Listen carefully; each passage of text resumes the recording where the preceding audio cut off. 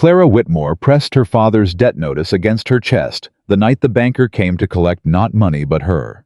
She didn't scream. She didn't run. She folded the paper into her coat pocket, walked out into the Montana dark, and didn't look back once.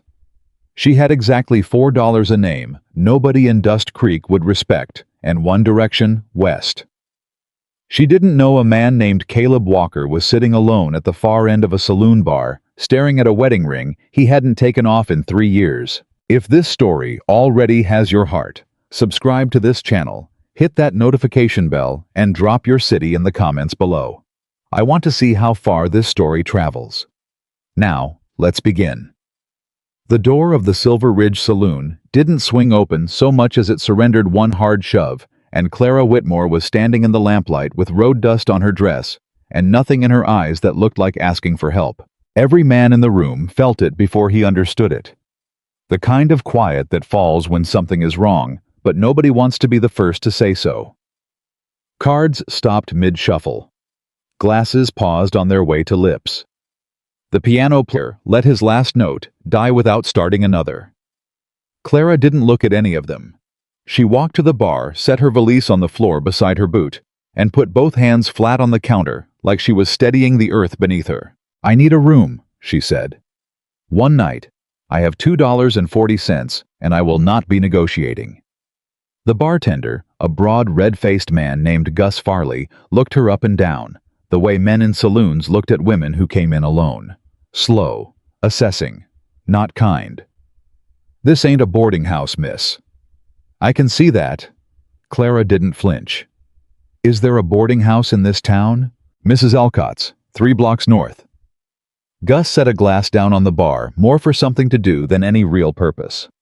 "She don't take women who come in off the road without a letter of introduction."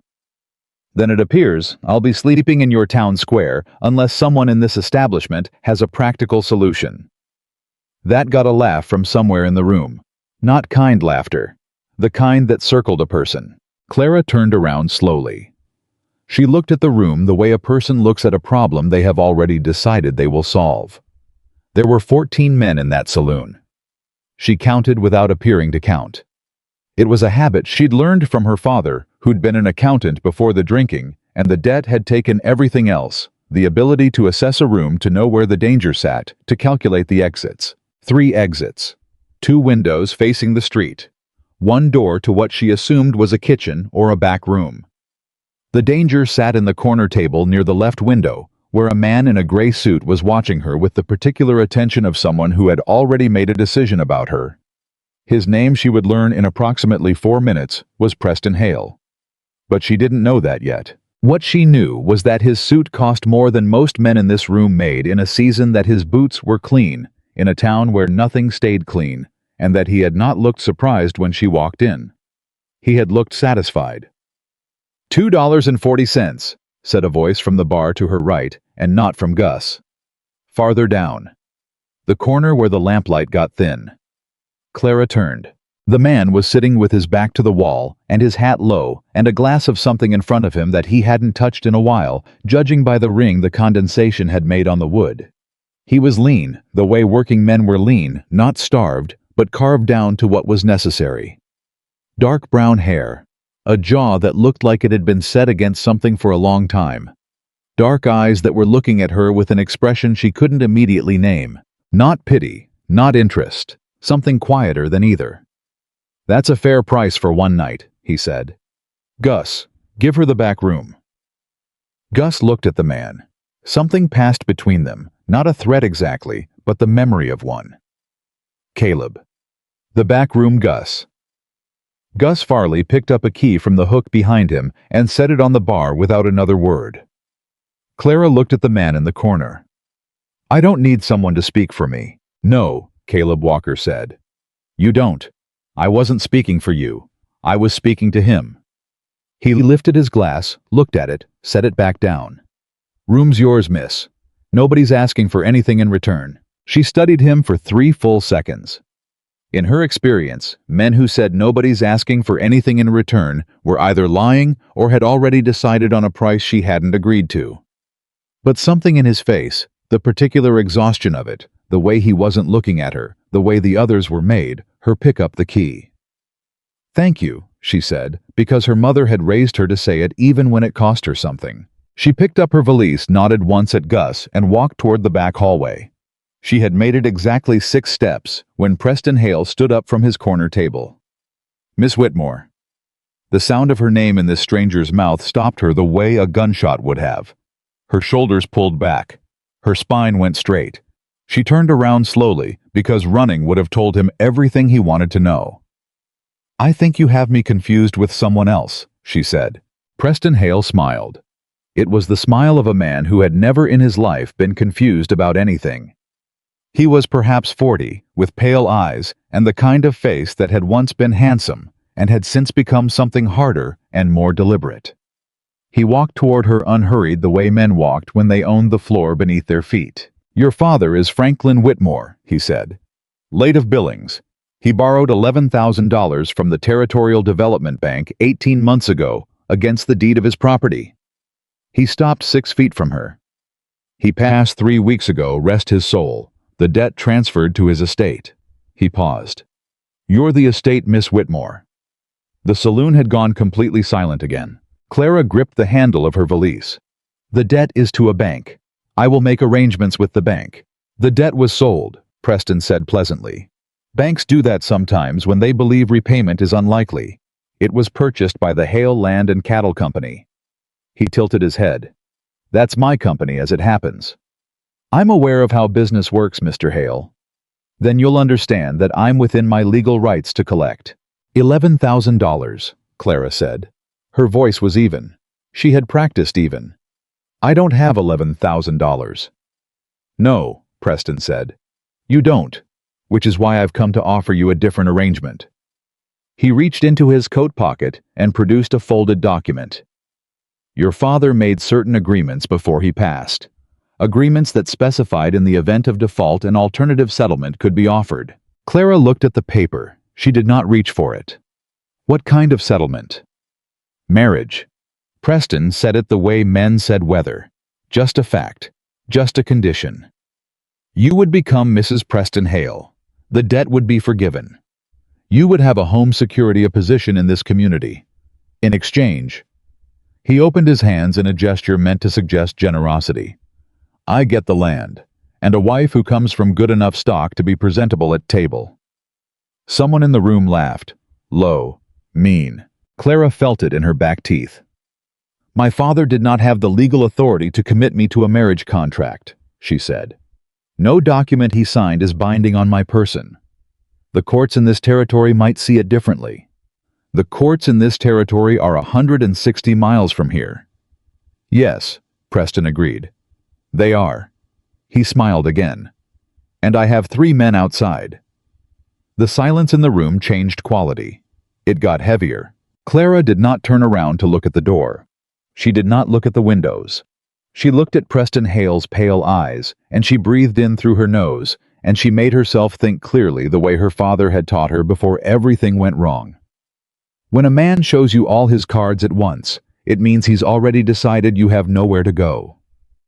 She was trying to decide if that was true when she heard the legs of a chair scrape against wood flooring. Slow. Deliberate. Caleb Walker stood up. He didn't say anything.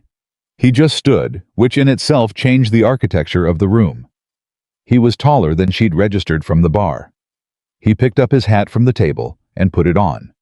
Unhurried, and then he walked toward the bar. Not toward Preston. Not toward Clara. Just to the bar, and set his empty glass down. "Gus," he said, "I'm going to need another." Gus poured without being asked. Preston Hale watched Caleb the way you watch a dog you're not sure of. "This isn't your concern, Walker." "No," Caleb agreed. He picked up the new glass, turned around, and leaned back against the bar. He looked at Preston with the same expression Clara had noticed before. Not anger, not threat, just a kind of flat, patient attention. "But I'm sitting in this room. Hard not to overhear." "Then perhaps you should take your drink elsewhere. I'm comfortable here." Caleb looked at Clara, then briefly just a glance. "Miss, you said you had a room." "I do," she said carefully. "Then I'd go to it." Preston stepped forward. She's not going anywhere until this matter is resolved. Caleb tilted his head. Not toward Preston. Just slightly the way a man tilts his head when he's listening to something far away. I count 3 of your boys outside Preston. That right? Hale's jaw tightened. What of it? Billy Crane's one of them, I expect. He was in here earlier. Caleb set his glass down on the bar. Billy and I go back a ways. I pulled him out of a flood on the Yellowstone 2 seasons ago. He's not going to draw on me. He paused. The other 2 I don't know. But they know me. Man's reputation travels faster than he does in this territory. Another pause, even slower. And you know mine, Preston. You're one man. Usually, yeah. Caleb nodded once like this was a fair point. But I'm the right one. The room held its breath. Preston Hale stood very still for a moment. Clara watched him calculate. She could see it, the way a man's face shifts when he's running the numbers and finding they don't come out the way he expected. He had expected a room full of indifferent witnesses and a woman with nowhere to go. He had not expected Caleb Walker to stand up. This isn't finished, Preston said finally. He folded the document and put it back in his coat. He looked at Clara with something that wasn't quite anger yet, but was becoming it. Debt doesn't disappear because a cowboy stands up in a saloon, Miss Whitmore. I'll see you again. He walked out. The door settled behind him. For a moment, nobody moved. Then the piano player found his place again, and the cards resumed, and Gus Farley let out a breath he'd apparently been holding for some time. Clara turned to look at Caleb Walker. He was already looking at his drink again. I had it handled, she said. You did, he agreed without looking up. You want to tell me how? She didn't answer right away because she didn't have one. She had been calculating when he'd stood up. She had been 3 seconds away from something desperate that she hadn't fully formed yet. What do you want? She asked instead. Now he looked up. Nothing. He said it plainly without the particular blankness people use when they're hiding something. Just nothing. I want to finish my drink and sleep in the room I'm renting and get up before dawn tomorrow and repair a section of fence on the north pasture. He picked up his glass. That's the sum total of what I want tonight, miss. Then why? Because he was going to put his hands on you, Caleb said quietly. And I don't sit still for that. It's not complicated. Clara looked at him for a long moment. He wasn't looking back. He had returned to his drink with the air of a man who had said what he had to say and was now done saying it. Caleb Walker, she said like she was filing it somewhere. Yes, ma'am. Clara Whitmore, I know. He glanced up and the corner of his mouth moved, not quite a smile, but the shadow where one might form someday. Try to get some sleep, Miss Whitmore. Hale's not done, and you're going to need to think clearly in the morning. She picked up her valise. She walked to the hallway. At the door, she stopped. The fence on your north pasture, she said, not turning around. How bad is it? A pause. Why? I'm trying to determine whether you're a man with resources or a man in the same condition as everyone else who thought they were helping me. She heard him set his glass down. 3 sections down after the last storm. I've been meaning to get to it for 2 weeks. Ranch is working, not prosperous. Another beat. Somewhere between resources and the other thing. Good enough, Clara said. She didn't know why she said it. She went to the room. She didn't sleep. She sat on the edge of the narrow bed with her valise open on the floor and her father's papers spread across the quilt, and she went through every document she had brought with her, which were the only things she'd taken when she'd left Billings 3 days ago. The death certificate, the bank correspondence, the original loan agreement, and a letter. Her father had written her 6 months before he died when he was still clear enough to write. Clara. There are things I should have told you sooner. The land isn't just the house and the fields. There's a quarter section I registered separately in your name when you were 12 years old. I did it to protect something for you. I was afraid I'd lose everything else, and I wanted you to have something they couldn't take.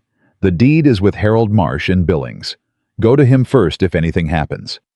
She had gone to Harold Marsh first. Harold Marsh was gone. Office locked sign down neighbors saying he'd left 2 months prior without notice. She had gone to the bank second. The bank had told her the debt had been sold to the Hale Land and Cattle Company 3 weeks ago, which meant before her father was even in the ground. That wasn't coincidence. That was coordination. She sat with that knowledge in the narrow room of the Silver Ridge Saloon and listened to the muffled sounds of the place settling around her, men's voices, boots on floorboards, the creak of the building, exhaling the day's heat, and she thought about the quarter section her father had registered in her name, if it still existed, if the deed still existed, if Harold Marsh had left it somewhere, or taken it, or sold it, or simply lost it in whatever collapse had sent him out of Billings without notice. She didn't know. What she knew was that she had $4 and some documentation and a debt she hadn't incurred, and a man somewhere outside this building who had 3 hired men and legal paperwork, and the kind of patience that came from believing the outcome was already settled. She also knew that a cowboy with a broken fence and no particular interest in her problems had stood up in a saloon without being asked. She had learned in 26 years of watching her father conduct business to pay attention to the things that didn't fit the pattern. Caleb Walker didn't fit. How was at the bar in the morning when she came out? Not drinking, eating, which she hadn't expected. Eggs and bread and coffee, plain and practical. He had his hat off. His hair was dark and slightly disheveled in the way of a man who slept hard and didn't fuss.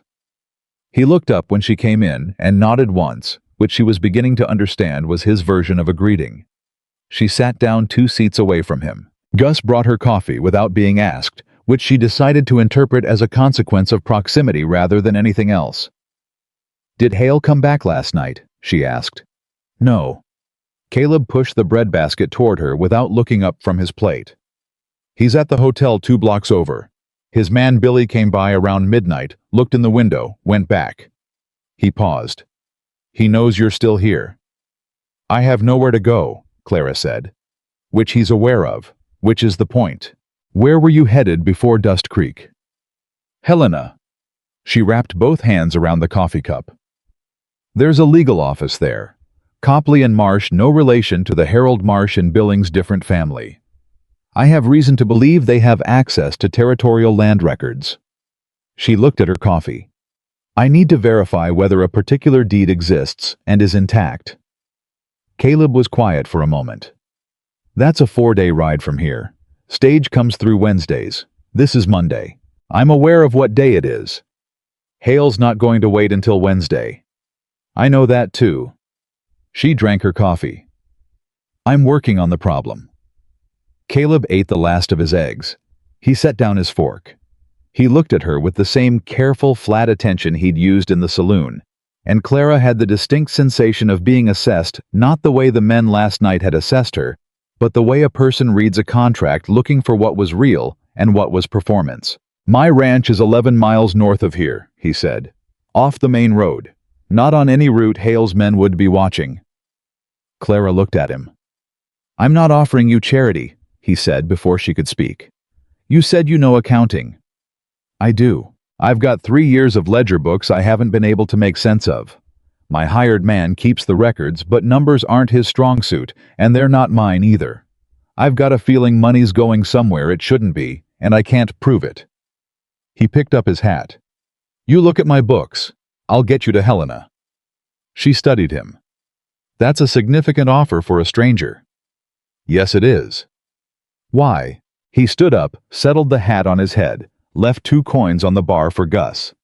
"Because you're in a bad position through no fault I can see, and I've got a practical problem you can solve, and Preston Hale is the kind of man I've been waiting for a reason to inconvenience for about 6 years." He looked at her steadily. "Also because my wife would have told me to." Clara opened her mouth and then closed it. "She passed," he said without particular emotion. "Just a fact like the road conditions or the weather.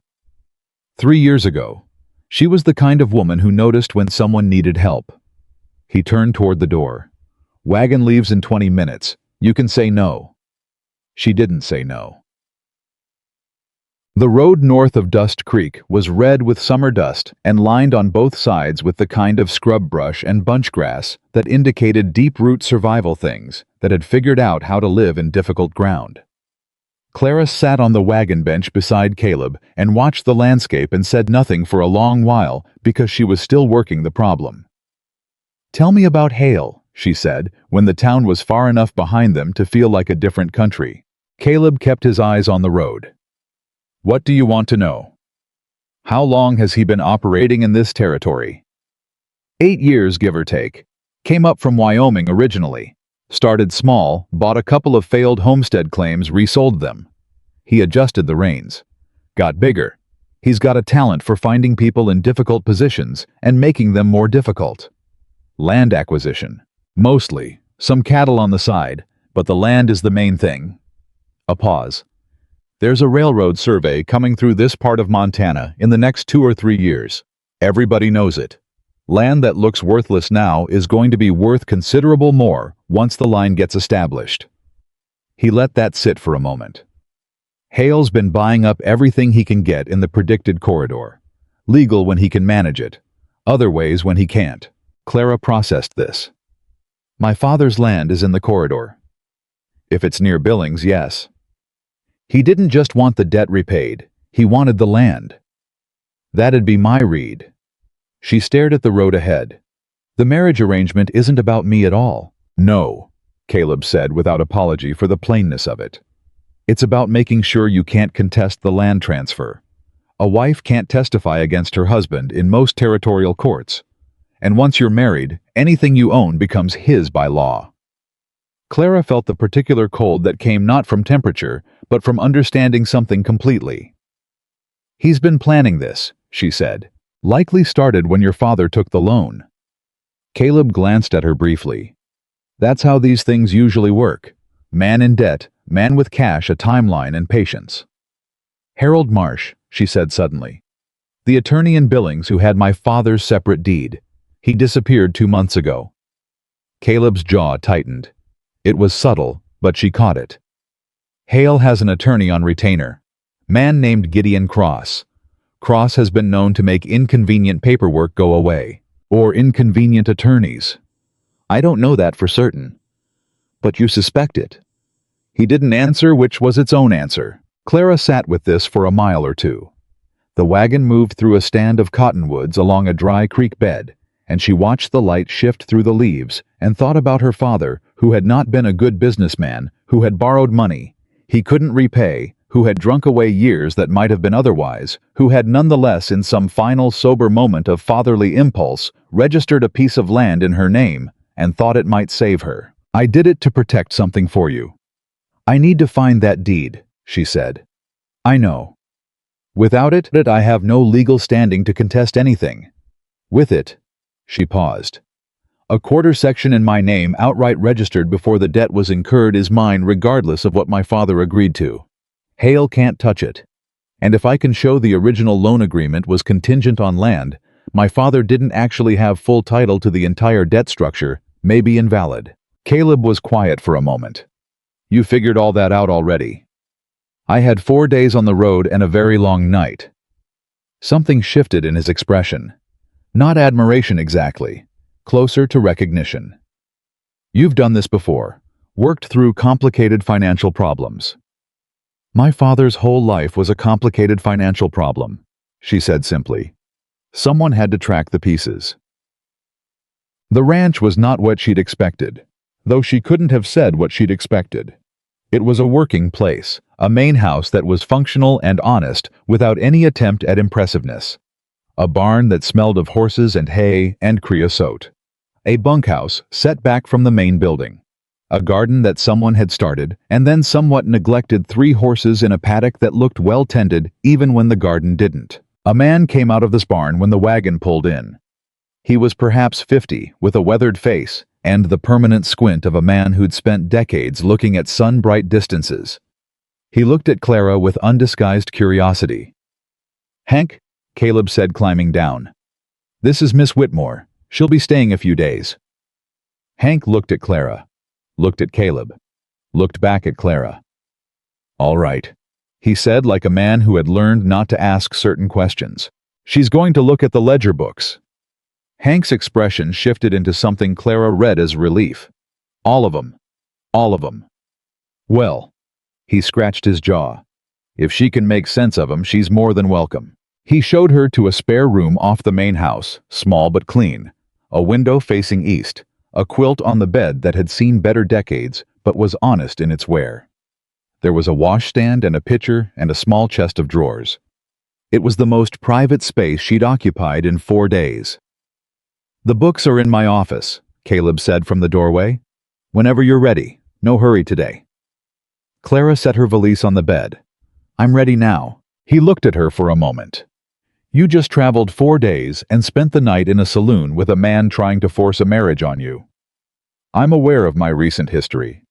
She turned to face him. "Mr. Walker, I can rest when this is resolved. Right now I need to be useful because being useful is the only way I can think clearly.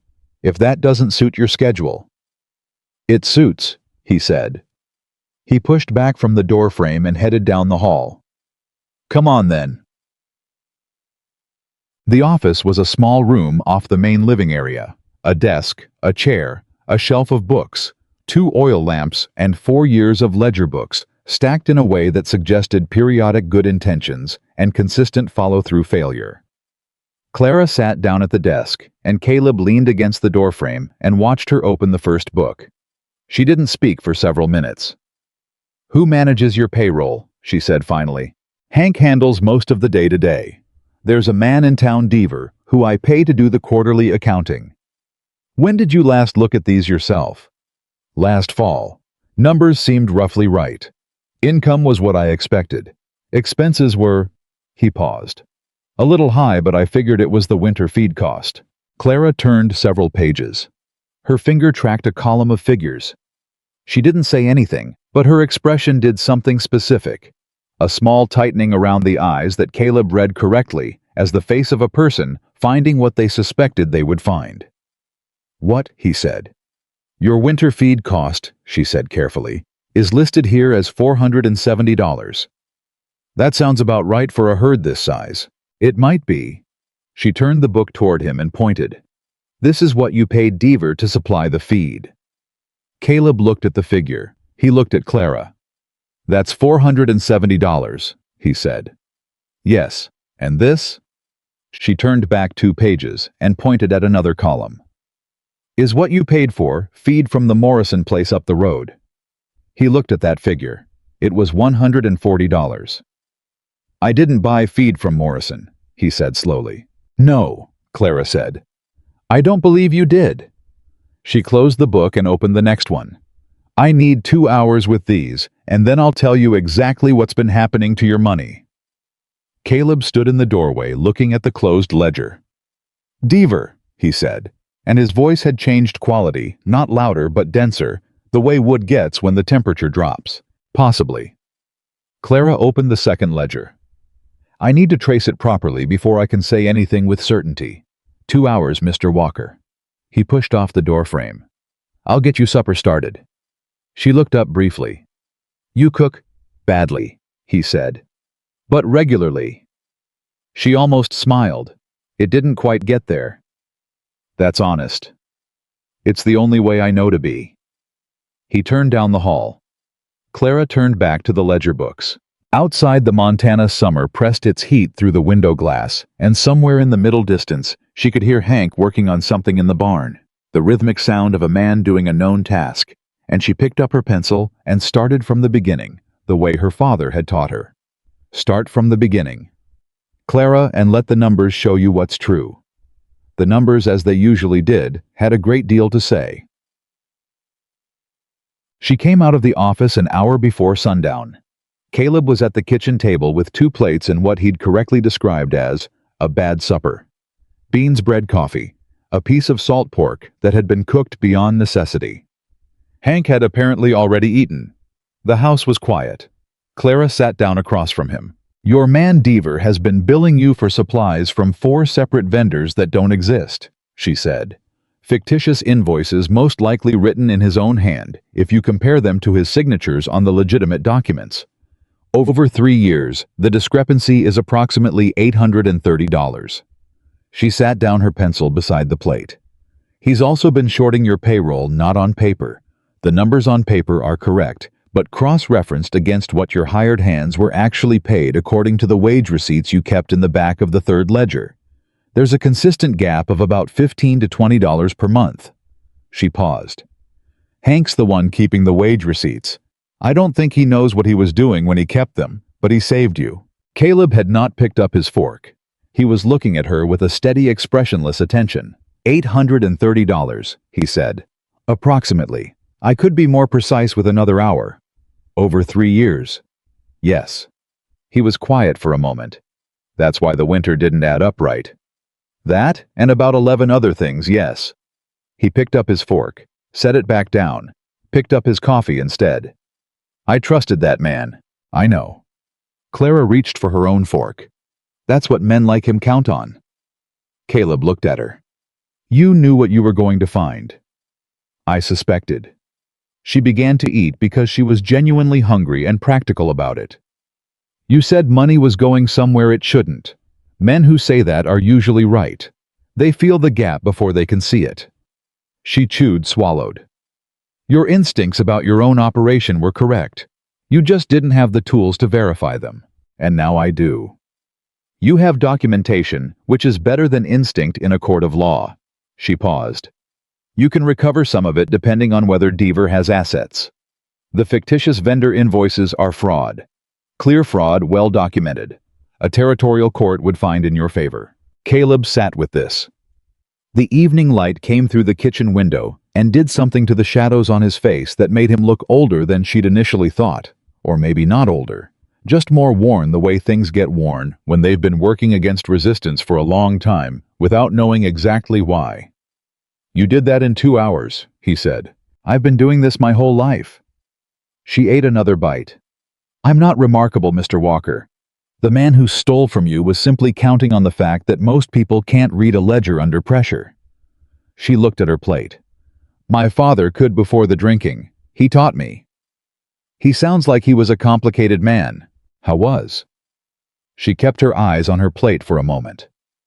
He was also the only person in my life who treated my mind like it was worth something. So. She looked up. I try not to be too angry at him. It's an ongoing negotiation. Caleb almost said something. She could see him consider it and then pull back, not from coldness, but from something like respect for the space of it, the private grief of it. The deed your father filed for you, he said instead. Tell me exactly what you know about it. And they talked until the lamps needed trimming, and outside the Montana summer went dark around them. And somewhere out on the road to Dust Creek, Clara was fairly certain. Preston Hale was still planning, still patient, still counting on the outcome he had decided was already settled. She was starting to think he had miscalculated. Not because of the cowboy across the table. Because of herself. Because of what she knew now, sitting in a kitchen with the ledger evidence spread between them, with 3 years of her father's letter folded in her coat pocket, with a mind that had been running numbers since she was 12 years old, and had never yet found a problem that didn't have a solution hidden somewhere in the columns. Start from the beginning, her father had said, and let the numbers show you what's true.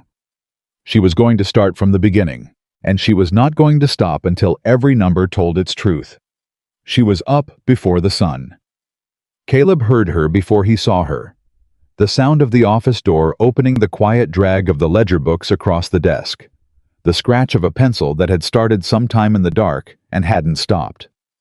He stood in the hallway for a moment, listening to it, and something in the steadiness of that sound did something to his chest that he didn't immediately have a word for. Hi, Mata coffee. He brought her a cup without knocking. She took it without looking up. The quarter section my father registered, she said, like they'd been mid-conversation, and he'd just stepped away briefly. I've been thinking about the timing. He took the loan in March of 1880. But the land registration, if it follows the date in his letter, would have been 1868. That's 12 years prior. Before the debt existed. Caleb sat in the chair across from her. So it can't be collateral. Legally, no, but it would only matter if the deed survived. She turned a page in the notebook she'd clearly been filling since before dawn. And if Hale's attorney found it before I did. You think Marsh didn't just leave. You think he was moved. I think a man who holds a deed that complicates a very profitable land scheme has a way of becoming inconvenient. She looked up for the first time. There were shadows under her eyes, but her gaze was as sharp as it had been the night before. "I'm not being dramatic. I'm being practical." "I know the difference," Caleb said. "You're not dramatic." She looked at him for a moment, as if assessing whether that was a compliment or an observation. Then she went back to her notebook.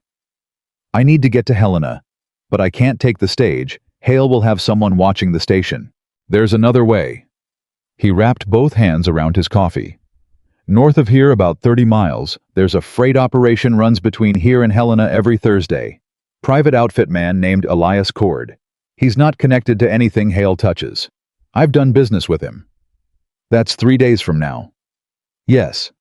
She set down her pencil, picked it up again. 3 days. "I know it's not ideal. It's not a disaster either." She was already recalculating he could see it the same thing she'd done with the ledger, taking the new variable and running it through whatever internal accounting she kept of situations. 3 days gives me time to finish the ledger documentation properly. If I'm going to Helena to find a deed, I should arrive with everything else already in order. She paused. It also gives Hale 3 days to make a move. He'll make one sooner than that. Today, I expect. She said it calmly, like a forecast. He's patient, but not infinitely so. He had me cornered in that saloon and I walked out with you instead of with him. That's a disruption to the plan. She turned another page. He'll want to re-establish the terms. Caleb was quiet for a moment. "You're not scared." She looked up at that. Something moved through her expression. Not offense exactly, but a kind of careful rearrangement, like a person deciding how honest to be. "I'm terrified," she said finally. "I just can't afford to let it make decisions for me." She looked back down at the notebook. "My father let fear make decisions for him his whole life. Borrowed money because he was afraid to lose the land. Drank because he was afraid of what he'd lost. Signed papers he shouldn't have signed because he was afraid of what would happen if he didn't." A beat. "I watched that for 26 years. I decided I'd try something else." Caleb didn't say anything. He drank his coffee and let that sit where it landed, which was somewhere he didn't entirely expect. "Your wife," Clara said, still writing. "What was her name?" He paused. "Margaret." "Was she from around here?" "No, Ohio originally. She came west with her family when she was 16. I met her in Bozeman when she was 22. "How long were you married?" 4 years. He set the cup down. "She died of fever. Second winter after we built the house." Clara stopped writing. She didn't look up right away, but she stopped. "I'm sorry." "Thank you." Did she know about the ledger problem, the money going missing? The question surprised him, not because it was unkind, but because it cut straight to something he hadn't articulated even to himself. "No," he said slowly. "It started after, I think." He stopped. "I think I stopped looking closely at things for a while, after she was gone. Because paying close attention to the numbers would have meant paying close attention to everything else." "Yeah," he said it quietly. "Something like that." Clara looked up then. She looked at him with an expression he couldn't entirely read. Not pity, he was certain of that, because he'd spent 3 years learning to recognize pity, and this wasn't it. It was something more considered. "Deaver started the false billing 14 months after your wife died," she said. "I noticed the timing. He chose the moment deliberately." The quiet in the room changed temperature. "He knew," Caleb said. "He knew you weren't watching. Men like that, they don't take risks. They wait for a gap." She held his gaze. "It wasn't your failing. It was his calculation." Caleb looked at the desk, at the ledger books, at 3 years of numbers that had been lying to him while he'd been learning to function again day by day, fence post by fence post. The long mechanical grief of putting 1 foot forward, when forward didn't mean anything in particular. "I want to go see Deaver," he said. "Not yet." Her voice was firm. "Not until I have everything documented. You walk in there now with anger and no paperwork. He'll deny it and move whatever he hasn't spent, and you'll lose the legal case." She turned a page. 3 days, Mr. Walker. Give me 3 days and I'll hand you something a judge can't ignore. He looked at her. "You'd do that. You're getting me to Helena." She picked up her pencil. "It's a fair exchange." "It's more than that and you know it." She didn't answer right away. The pencil scratched steadily. Then, "Yes," she said quietly. "It is. But I find it easier to frame it practically. Otherwise, I don't know what to do with it." He almost smiled at that. Not quite, but close. Hale's man arrived at the ranch at mid-morning. Not Hale himself, which Clara had also predicted, and which told Caleb something about the man's strategy. The messenger was young, dressed too well for a working cowboy, with the nervous hands of someone who knew he was carrying a document that could ignite something and wasn't entirely sure he wanted to be holding it. Caleb met him in the yard. Clara stood in the doorway of the main house because Caleb had asked her to, not to hide, just to not be the first thing the man saw. "Message for Miss Whitmore," the young man said, holding out an envelope. "From Mr. Hale." "I'll take it," Caleb said. Mr. Hale said, "I heard what you said." Caleb took the envelope. "Tell him she got it." The young man looked at the house, then back at Caleb, and made the calculation that most people made when looking at Caleb Walker, that the easier path was the one that didn't require pushing. He tipped his hat and turned his horse. Caleb brought the envelope inside. Clara opened it at the desk. She read it once, then placed it flat on the surface and smoothed it with her palm. A gesture Caleb was starting to recognize as the thing she did when she was keeping herself very still. "He's giving me until Friday," she said. Friday. That was 4 days. To do what? To present myself at the Territorial Bank in Dust Creek with a written statement agreeing to the marriage settlement. She turned the letter face up. Or he files the debt collection order with the Territorial Court in Helena. Once it's filed, the process takes approximately 6 weeks, during which time I have no legal standing to contest the land because the debt is officially in litigation. She paused. By the time it's resolved, the land records would be altered, or lost, or whatever word we're using for what happened to Harold Marsh. Caleb read the letter himself. It was politely worded, which made it worse somehow, the courtesy of a man who had decided he didn't need to be threatening, because the threat was already built into the circumstances. "He's given you a deadline," Caleb said, "to walk yourself into the trap." "Yes, with enough time to feel like you had a choice." She picked the letter up, folded it, set it with her other documents. "It's very well designed, I'll give him that." "We leave for Helena tomorrow," Caleb said. She looked at him. "You said Thursday, Elias Cord." "Cord's not the only route. I can take you myself. We leave before dawn, take the back trail through the Bridger Range. Longer ride, but we're off any road Hale's watching." He crossed his arms. 3 days in the saddle instead of 1 day on a freight wagon, but we get there before his court filing. Clara processed this. "Can the ranch manage without you for 3 days? Hank's managed it before." "What about Deaver, if you leave?" "I'll talk to Hank tonight. He won't let Deaver near the books." Caleb's voice went flat.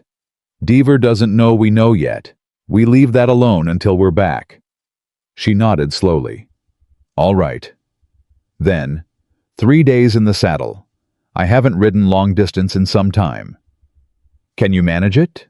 "I managed 4 days on a road coach with a broken wheel spring and a man who believed the entire journey that I was someone's runaway housemaid."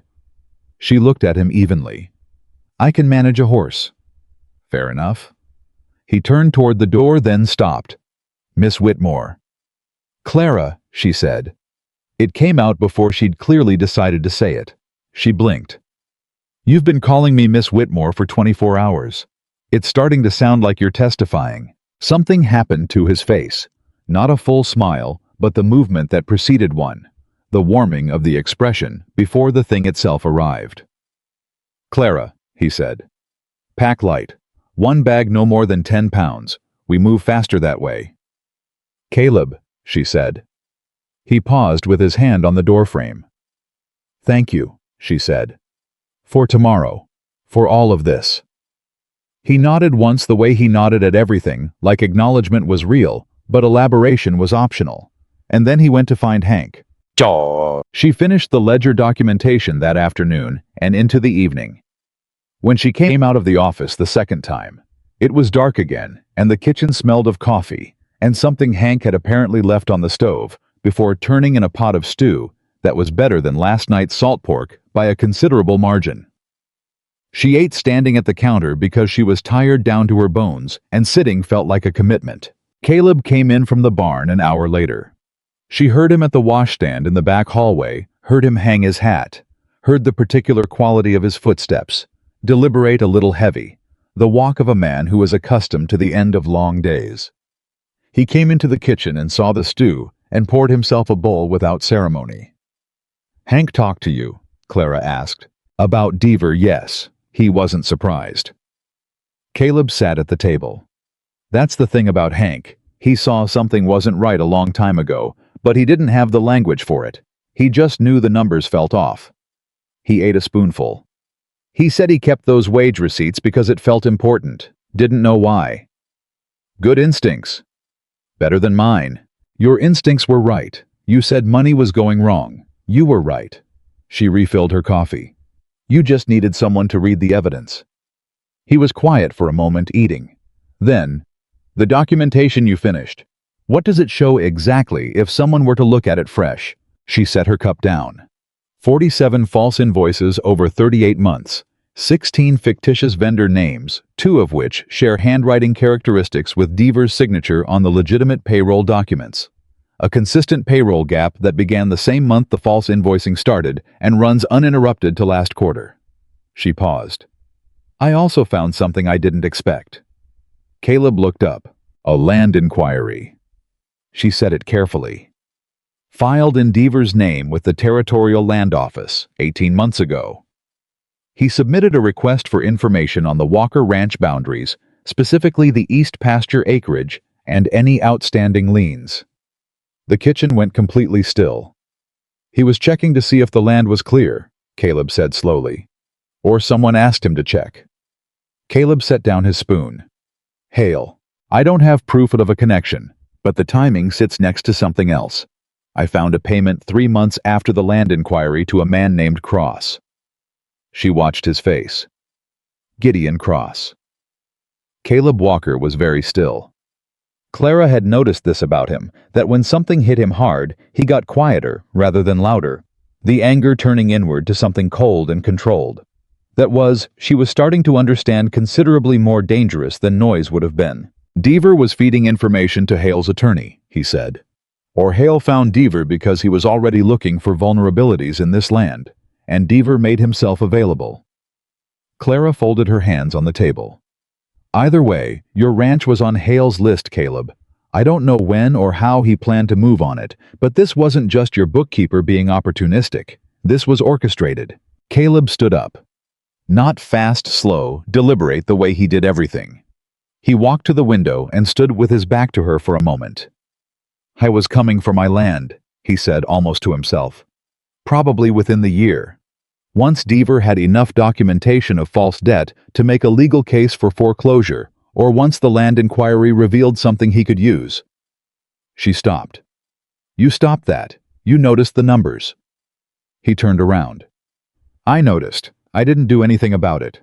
You were going to. You told me that in the saloon you said you had a feeling something was wrong. You were already circling it." She met his gaze. "You just happened to find someone sitting at a bar who could read the ledgers faster." He looked at her for a long moment. "You came to Dust Creek running from one man trying to take your life away," he said quietly. "And you walked into another man's operation trying to take his." "I walked into a saloon looking for a room," she said. "The rest just followed." "Nothing with you just follows." He said it without any edge, just an observation. "You see the whole board." She looked at her coffee. "My father taught me to see patterns. He just didn't always apply the skill to his own situation." She paused. "That's the tragedy of it, I think. He understood the game perfectly. He simply kept making the wrong moves anyway." "Why?" She was quiet for a moment. It was the kind of question that deserved a real answer, and she found herself giving one. "Because he believed he deserved to lose," she said. Some part of him had decided the outcome was already determined, so every decision was just... She moved her hand slightly, filling in the space between now and the ending he expected. Caleb sat back down. He looked at her with the careful attention she'd noticed from the beginning, the look that wasn't assessment so much as listening with the whole face. "And you," he said, "what do you believe you deserve?" The question landed somewhere she hadn't prepared for. She looked at him for a moment. Then, "I'm not sure yet, but I don't believe in predetermined endings." She picked up her coffee. "I believe in evidence and legal standing and deeds registered in the right name at the right time." A beat. "Beyond that, I'm still working it out." He nodded. It was the same nod, accepting the answer without demanding it be more than it was. They sat in the kitchen until the coffee was gone, and they talked about the route north and Hank's plan for the herd while they were away, and whether Elias Cord would be offended at being bypassed, and small practical things that sat on top of larger ones, neither of them named yet. They left before the sky was anything but dark. Caleb had 2 horses ready and a pack arranged with 3 days of provisions. He'd told Hank the barest version of what was necessary: gone to Helena, back by Sunday, keep the gate locked, and Deaver away from the office. Hank had accepted this with the equanimity of a man who had worked alongside Caleb Walker for 6 years, and understood that abbreviated explanations usually covered complicated truths. Clara came out of the house in her road clothes with her single bag, and she stopped when she saw the horse Caleb had picked for her, a gray mare with a calm eye and a gait that would take the long miles without fighting it. "She's beautiful," Clara said. "Her name's Sunday." He adjusted the cinch. "She's opinionated about pace. Don't let her convince you she needs to stop." "I won't." Clara moved to Sunday's head and introduced herself the way people who knew horses did, quietly, palm flat, letting the animal decide. Sunday decided favorably. Caleb watched this without comment, but something in him settled slightly. They were through the main gate when the rider appeared. He came from the direction of the road, pushing his horse harder than the hour warranted, and in the thin pre-dawn dark, Caleb had his hand on his rifle before he'd consciously decided to move it. Then the rider resolved into a recognizable shape, young Hale's messenger from yesterday, but something was different about him. The careful servant composure was gone. He looked frightened. He pulled up 20 feet out. "Walker." Then he saw Clara. "Miss Whitmore." "You're riding early," Caleb said. His hand stayed where it was. "I need—" The young man swallowed. "I need to tell you something. Not on Mr. Hale's behalf. On my own." Clara and Caleb exchanged a glance. "Ride to the fence and we'll talk," Caleb said, slowly. The young man's name was Thomas, and he was 19, and he had been working for Preston Hale for 7 months because his family's farm had failed, and there was nothing else. And he had not known. He said with the urgency of a person needing to be believed. He had not known what kind of work it actually was until it was too late to leave without consequence. "He's not filing in Helena," Thomas said. "The letter he wrote it to buy time. He's already sent Cross to the Territorial Land Office. Cross filed yesterday. Not a collection order." "Eh?" He shook his head. "I don't know the legal word. Cross said it was a claim of prior arrangement, that the land in Billings was already effectively transferred under the marriage agreement your father signed, and that any other deed on the property is subordinate." Clara's jaw tightened. "That's not legal." "Cross said it doesn't need to be legal to be effective. He said by the time anyone challenges it, the record will be—" Thomas stopped. "Modified," Clara said flatly. "He said it real quiet. I was outside the door, and I don't think he knew I could hear." Thomas gripped his reins. "There's something else. Hale talked about a man in Billings, Harold Marsh. He said—" Another swallow. "He said Marsh had been persuaded to relocate, with the deed, that the deed was dealt with." The word sat in the air. Clara said nothing. Her hands were still on Sunday's reins, completely steady, and Caleb watched her absorb it. The news that the document her father had left her, the one thing she'd been holding as the thread that could unravel everything Hale had built, might already be gone. "Where is Marsh now?" Caleb asked. "I don't know. I just know Cross said he wasn't a problem anymore." Thomas looked miserable. "I'm sorry. I don't know if it helps anything. I couldn't carry it." "It helps," Clara said quietly. Her voice was even. The same controlled even she'd used in the saloon. "Thank you, Thomas." He looked at her like a person who expected recrimination and couldn't process its absence. "What are you going to do?" Clara looked at Caleb. There was something in her face that he hadn't seen before. Not defeat exactly, but the particular expression of a person who has had their primary plan removed and is already building the next one in real time. "We ride to Helena anyway," she said. "But if the deed is gone, if Cross filed a claim of prior arrangement, the filing itself is documented. Territorial land records don't vanish entirely. Cross can modify entries, but there's an original registry, and a court can order it unsealed." Her jaw was set. "And if Harold Marsh relocated under duress, that's not a dead end. That's a witness." "You don't know where he went." "No," she said. "But Gideon Cross does. And Cross's name is now connected to Deaver's payments out of Caleb's ranch accounts. Which means Cross and Hale have been operating together in this territory for at least 18 months across multiple properties." She looked at Caleb. "That's not a debt collection case. That's a conspiracy." Caleb held her gaze. He felt something shift in his thinking, a reorientation, like a compass finding north after a period of wobble. He'd come into this as a man helping a woman get to Helena. He was looking at something considerably larger. "Thomas," he said, "are you willing to write down what you just told us?" Thomas blinked. "What, like a statement?"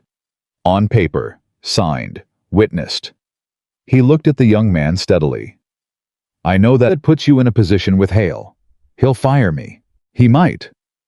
Caleb paused. "But right now, you're working for a man who may have caused a person to disappear over a property document. That's not a position you want to be in when a court starts asking questions." He let that settle. "Write the statement. Come with us to Helena. You're a witness.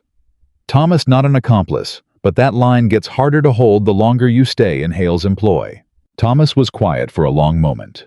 He was 19 and scared and clearly operating at the outer edge of the courage he had, and Caleb didn't push because he understood the particular weight of a decision that can't be taken back. "Okay," Thomas said finally. "Yeah, okay." They rode hard. The trail through the Bridger Range was rough, and the summer heat built by mid-morning into something that pressed down on all of them.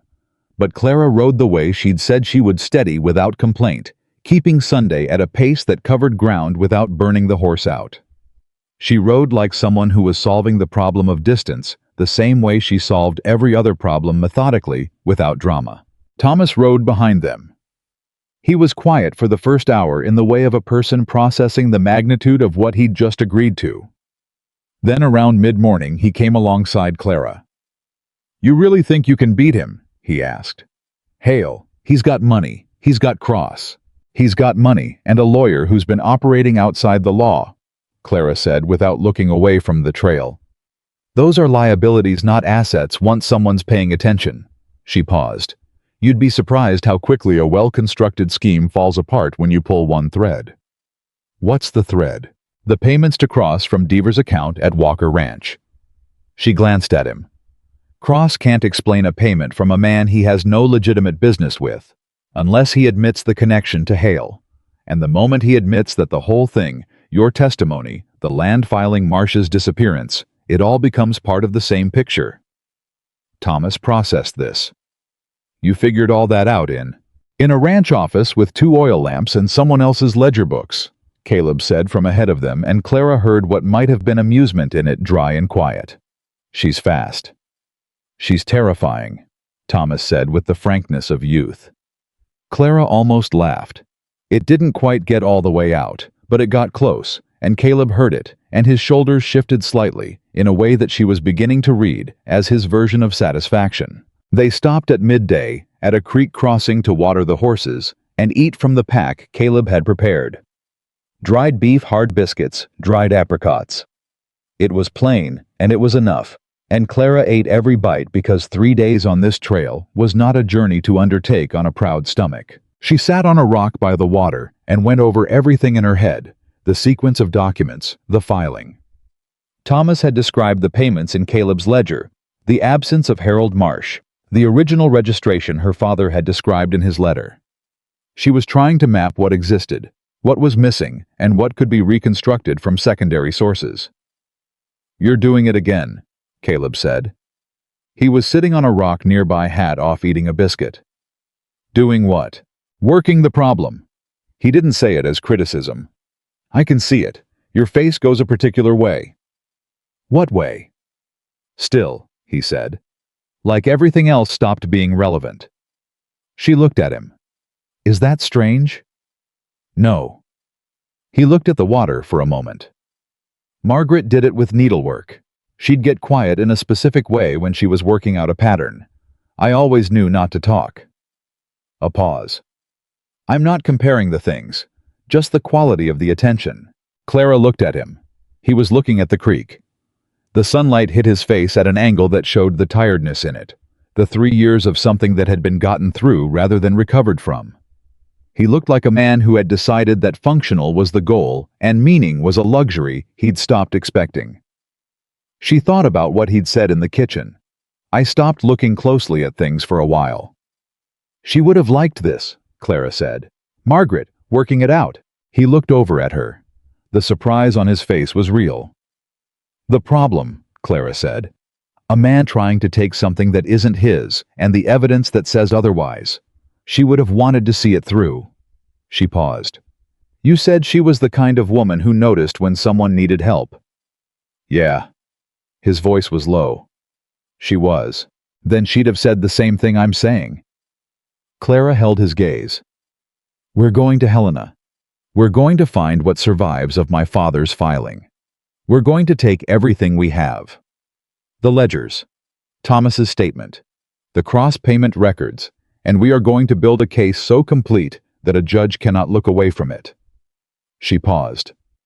"And when Hale's scheme comes apart, and your ranch is clear, and whatever happened to Harold Marsh is answered, that's when you get to be angry, not before." Caleb was very still. Then he said quietly, "She would have liked you." The words landed differently than a compliment. They landed like something real. Clara looked back at the creek.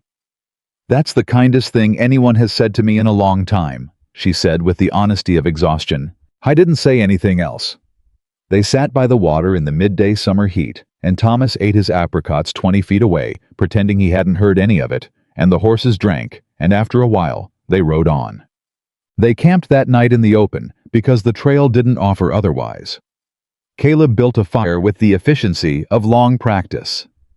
Thomas fell asleep almost immediately, the sleep of a young man who had burned through more adrenaline than he was accustomed to. Caleb took first watch without discussion. Clara lay, looking up at the Montana sky, which was, she had to admit, a considerable amount of sky, and felt the day in every part of her body. The saddle miles, the information, the weight of what Thomas had told them, and what it meant. Cross-filed yesterday. Yesterday. Which meant even with the fastest possible route they were racing a clock they couldn't see. She turned on her side.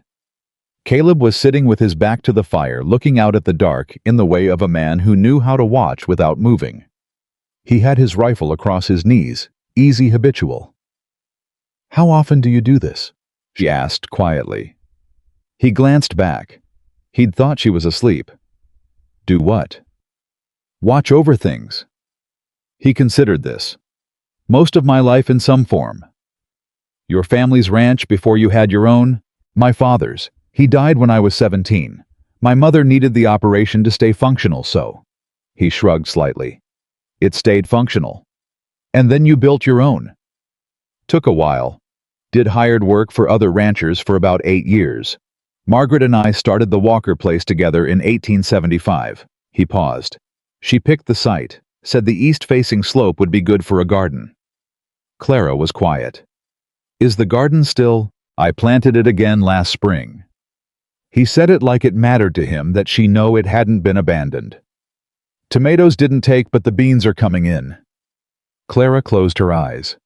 The fire was warm from across the camp, and the night sounds were the sounds of open country, and she was desperately tired in a way that had been accumulating since before Billings, since before her father died, since before she'd started seeing what was coming and not knowing how to stop it.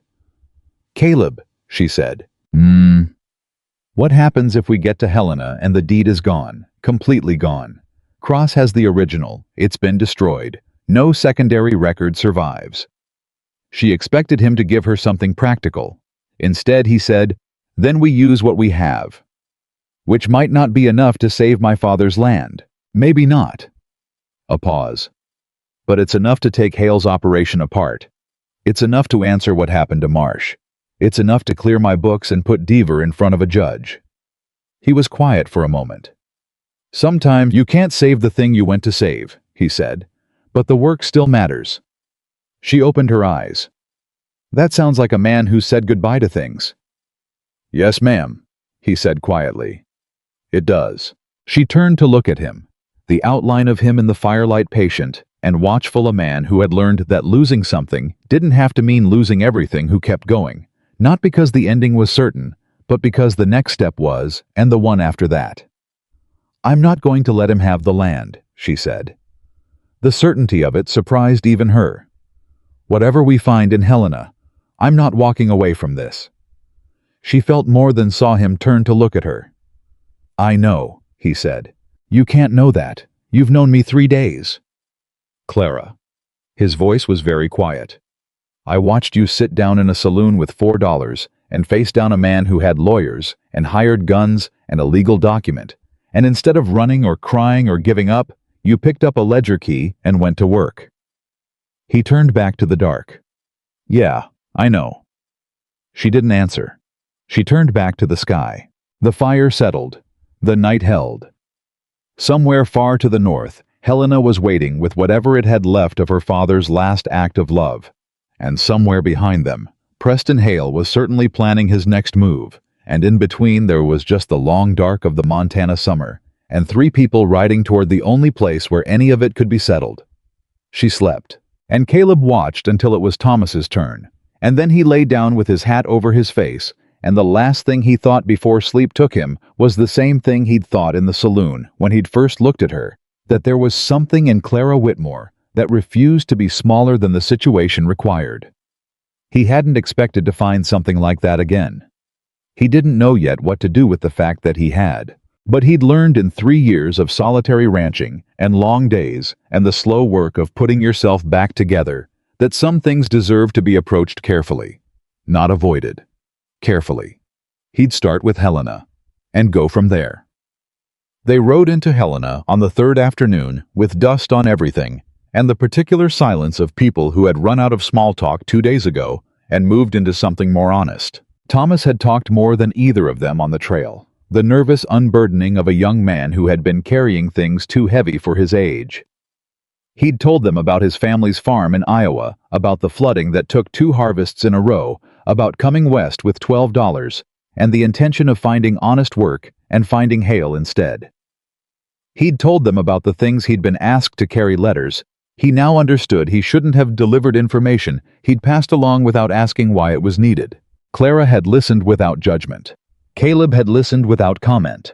And by the 2nd evening, Thomas had stopped apologizing for the things he'd done and started talking about the things he intended to do differently, which was, Clara thought, the more useful conversation. They came off the trail onto the main road into Helena, and the town opened up around them, bigger than Dust Creek by a considerable measure, with the bustle of a territorial capital and the particular energy of a place where decisions got made.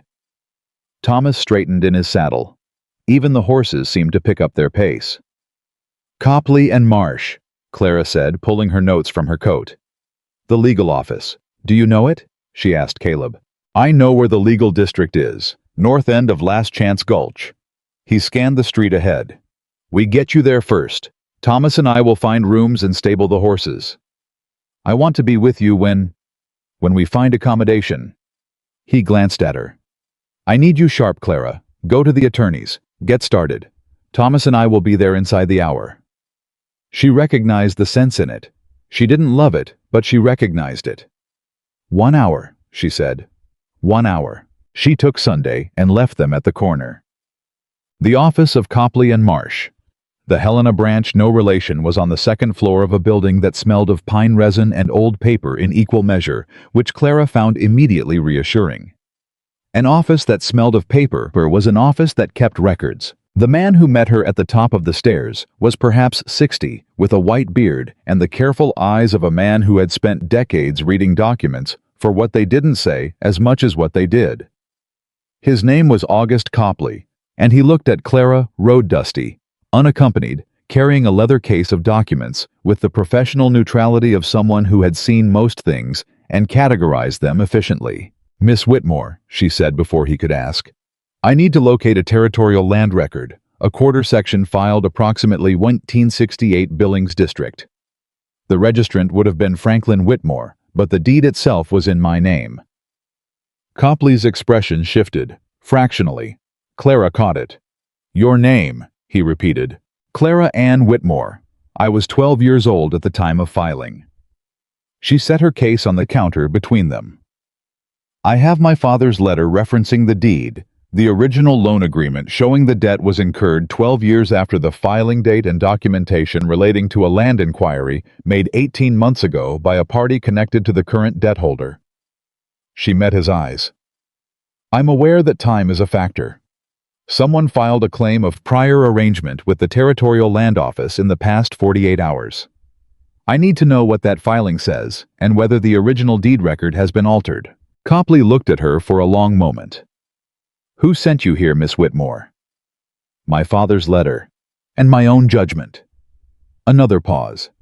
He nodded once, a different kind of nod than Caleb's, more measured, but with the same quality of accepting a real answer. "Come in," he said. "Tell me everything from the beginning." She was still telling it when Caleb arrived with Thomas 55 minutes later.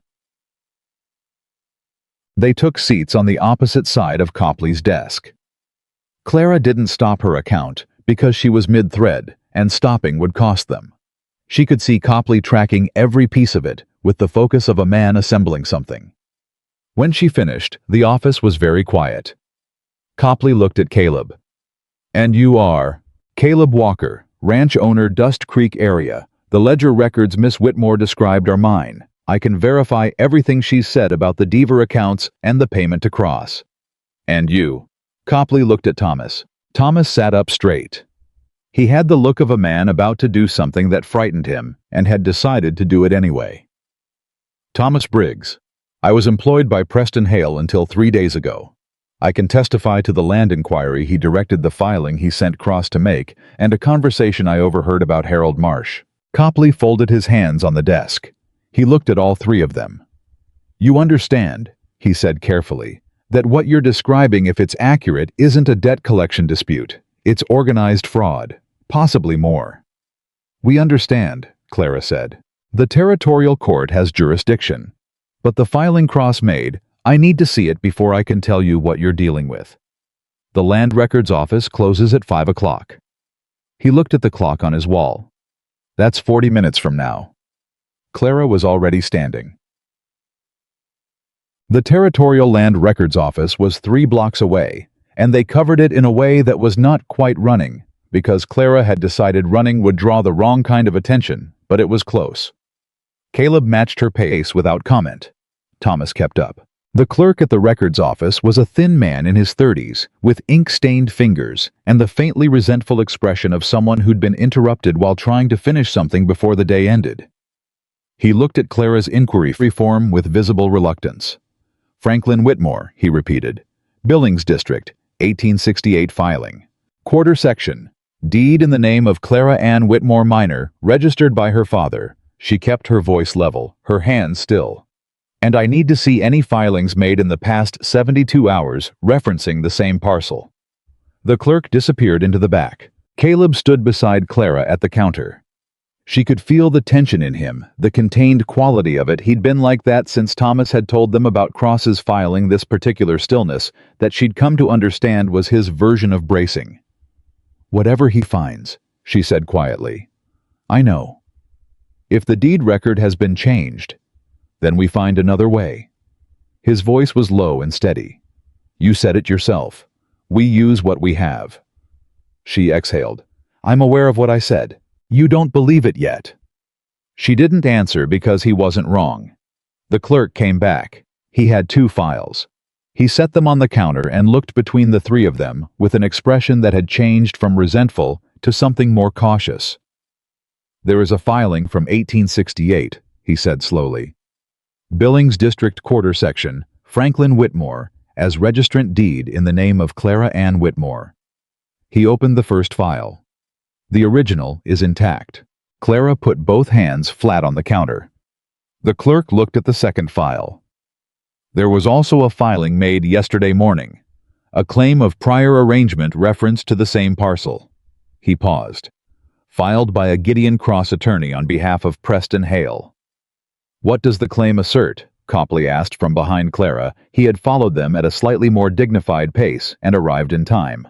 "It asserts that the 1868 deed is superseded by a marriage settlement agreement signed by Franklin Whitmore in 1879, granting the parcel as part of a betrothal arrangement with Mr. Hale." The clerk cleared his throat. "It references a witness document, signed by the registrant and two witnesses, one of whom is identified as Harold Marsh, attorney of record Billings District." The silence lasted 3 full seconds. "Harold Marsh witnessed the document," Clara said. According to the filing, she felt Caleb's hand briefly just a touch at her elbow, not holding just there. She took one breath and straightened. "My father signed nothing in 1879 that I wasn't aware of. I managed his affairs from 1878 onward. His cognitive state deteriorated significantly that year. Any document signed in 1879 without my knowledge would be grounds for a competency challenge." She looked at the clerk. "I need a certified copy of the 1868 deed. And I need a certified copy of Cross's filing, both. That'll take until morning. Then I'll be here when you open." They walked back to Copley's office in the last of the afternoon light. Nobody spoke for the first block. Clara was running it. Caleb knew the new information, the reshaping of what they had against what they needed, the place where the case was strong, and the place where it had a seam that Hale's attorney had already found. "A forgery," Caleb said finally. "The 1879 document almost certainly." Clara's voice was measured. "My father's signature might be genuine. They could have had him sign something without explaining what it was, or while he was compromised. But Marsh as witness." She shook her head. "Harold Marsh knew exactly what that land filing meant. He wouldn't have witnessed a document that superseded it voluntarily." "Unless he was coerced," Thomas said quietly. "Or replaced," Clara said. "His signature on a document Cross produced after the fact." She looked at Copley, who had been walking with them and listening. "Is that demonstrable if the signature is forged? With the right handwriting analysis and an original sample to compare against, yes." Copley opened his office door. "The question is whether you can get an original sample of Marsh's handwriting. I have 3 years of correspondence between Marsh and my father," Clara said. "I brought it." Copley stopped walking. He turned to look at her. "You brought it." "I took everything relevant when I left Billings." She set her case on his desk and opened it. The correspondence was there, 12 letters folded carefully, with the same systematic care she'd applied to everything else. "I didn't know which pieces I'd need, so I brought all of them." Copley sat down slowly. He reached for the letters with the reverence of a man who understood what he was looking at. "Miss Whitmore," he said, "I've been a territorial attorney for 23 years. I want you to know that what you've walked in here with today is more organized and more thoroughly prepared than 90% of the cases that come through my door from people who've had 6 months to prepare." Clara looked at the desk. "My father taught me to keep records. He taught you well." "He kept terrible records himself." A pause. "But he was an excellent teacher." Something moved across Caleb's face. She didn't see it, she was looking at the documents. But Thomas did, and he looked away because it felt private. They worked in Copley's office until well past dark. Copley went through the letters with the focused attention of a man building something. Caleb spread the ledger documentation across the second desk. The false invoices, the cross-payment records, Hank's wage receipts, and walked Copley's associate, a young man named Garrett, through the sequence in enough detail that Garrett could reconstruct it independently. Thomas gave his statement handwritten, witnessed by Copley himself, describing everything he'd overheard, and everything he'd been asked to carry over 7 months of working for Hale. Clara sat at the central desk and wrote. She wrote a timeline, everything she knew, in order with corresponding documentation referenced. The 1868 deed, the 1880 loan, her father's deteriorating condition from 1878 onward, Harold Marsh's involvement as attorney of record, the sale of the debt to Hale's company, Marsh's disappearance 2 months prior, the land inquiry made from Deaver, who had been stealing from Caleb's ranch through Cross, who was Hale's attorney 18 months ago, the filing yesterday, Thomas's testimony. She wrote it in the plain factual language her father had taught her for ledger entries, because plain factual language, he'd always said, was the hardest thing for the other side to argue against. At some point, Caleb brought her coffee. She took it without looking up. He went back to the other desk. An hour later, he brought her a piece of bread from somewhere she didn't ask where, and she ate it while she wrote, because practical was practical. Around 9 o'clock. Copley looked up from the letters. There are 3 documents here in Marsh's handwriting that show consistent formation patterns, the capital H in Harold, the way he crosses the T in Whitmore. He set them side by side. I can brief an examiner in the morning, but preliminary assessment. He paused. The Marsh signature on Cross's 1879 filing is going to fail comparison. The letter forms are close, but they're not the same hand. Someone studied his writing, Clara said. Closely enough to be convincing at a glance, just not at examination. No. Copley was quiet for a moment. Whoever produced that document was thorough, but not thorough enough. They didn't account for the way Marsh formed his lowercase a. It's distinctive. Cross's document has a standard A. He set down the letters. That's your forgery. The room went still in a particular way. The stillness of people who have been pushing against a wall for a very long time and have just felt it shift. Thomas let out a breath. So we have it. We have the forgery, Copley said carefully. We have the ledger fraud. We have this young man's testimony. We have the timeline. He looked at Clara. What we don't yet have is Harold Marsh. Clara set down her pencil. Because without Marsh, Hale can argue that Marsh genuinely witnessed the document, that the signature examination is inconclusive, that the document is valid. She looked at her hands. He can't win with everything else we have, but he can make it take long enough that the land changes hands 3 times before a court resolves it.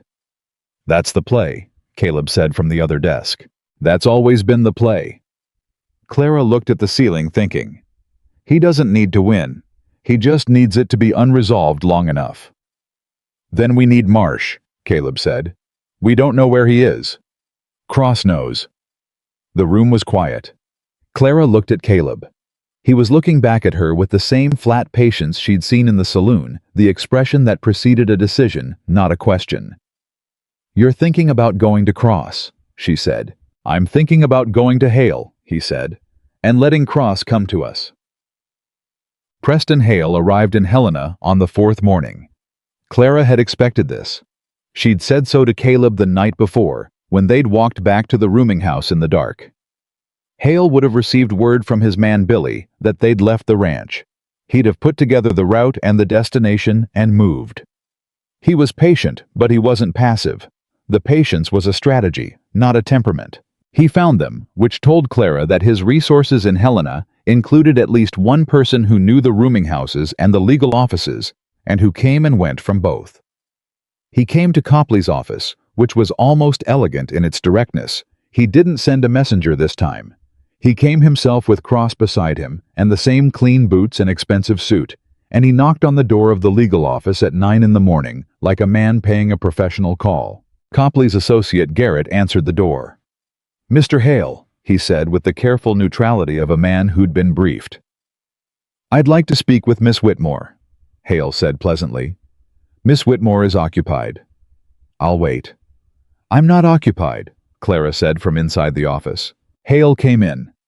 Cross came behind him and stopped when he saw Caleb, who was standing at the far wall with his arms crossed and the expression of a man who had decided in advance that he was not moving from that spot regardless of what happened. Hale assessed the room in the same quick way he'd assessed the saloon.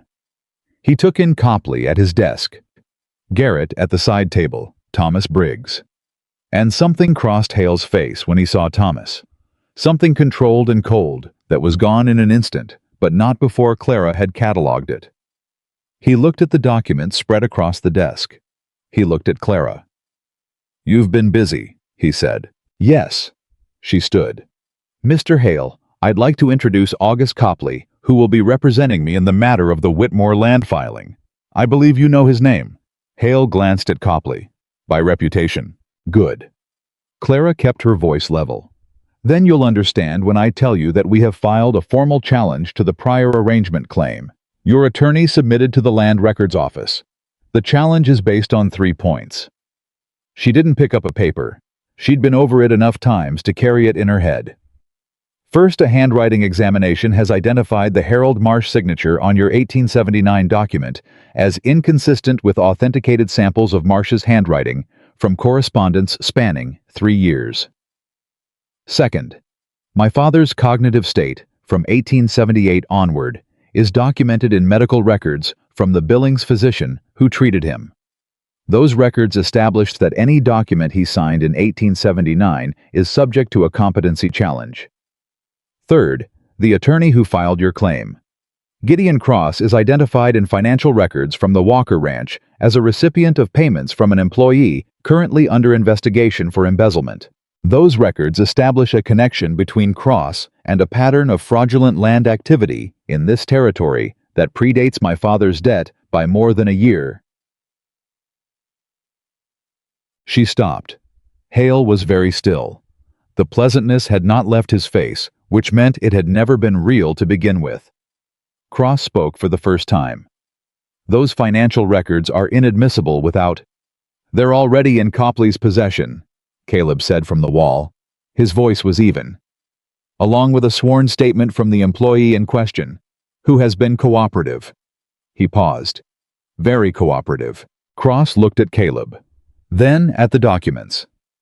Something moved behind his eyes that Clara read as calculation and found deeply satisfying. Hale looked at Thomas Briggs. Thomas held his gaze. His hands were still on the table in front of him. His jaw was set. He looked, Clara thought, considerably older than 19 in that moment. "You were in my employ," Hale said to him. Quiet, almost gentle. "I was," Thomas said. "And you've chosen this." He glanced at the documents at Copley at Caleb. "Yes, sir?" Hale was quiet for a moment. Then he looked at Clara. The mask of pleasantness had been replaced by something more honest.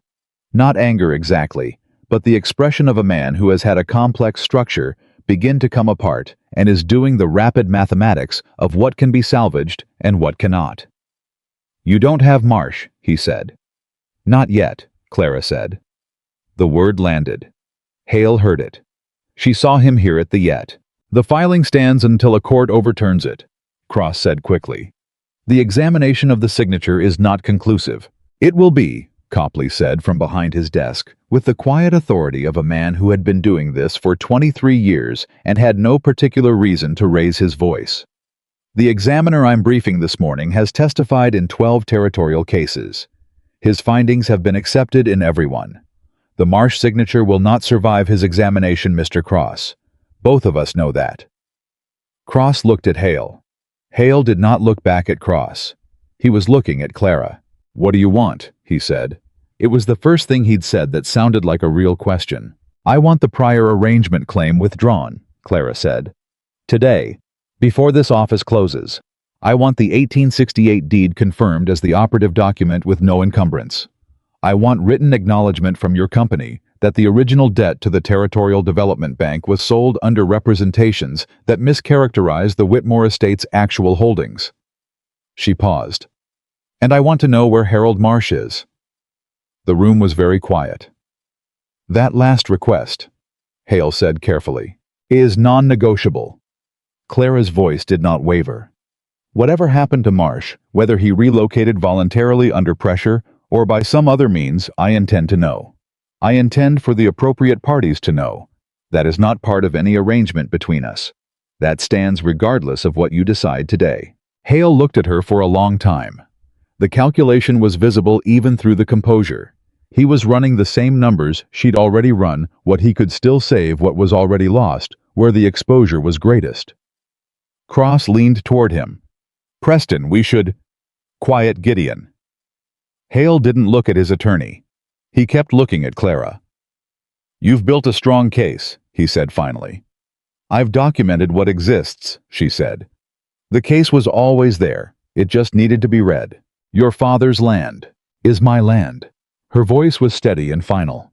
"It was my land in 1868, and it is my land now, and no document your attorney produced in the past 72 hours changes that fact."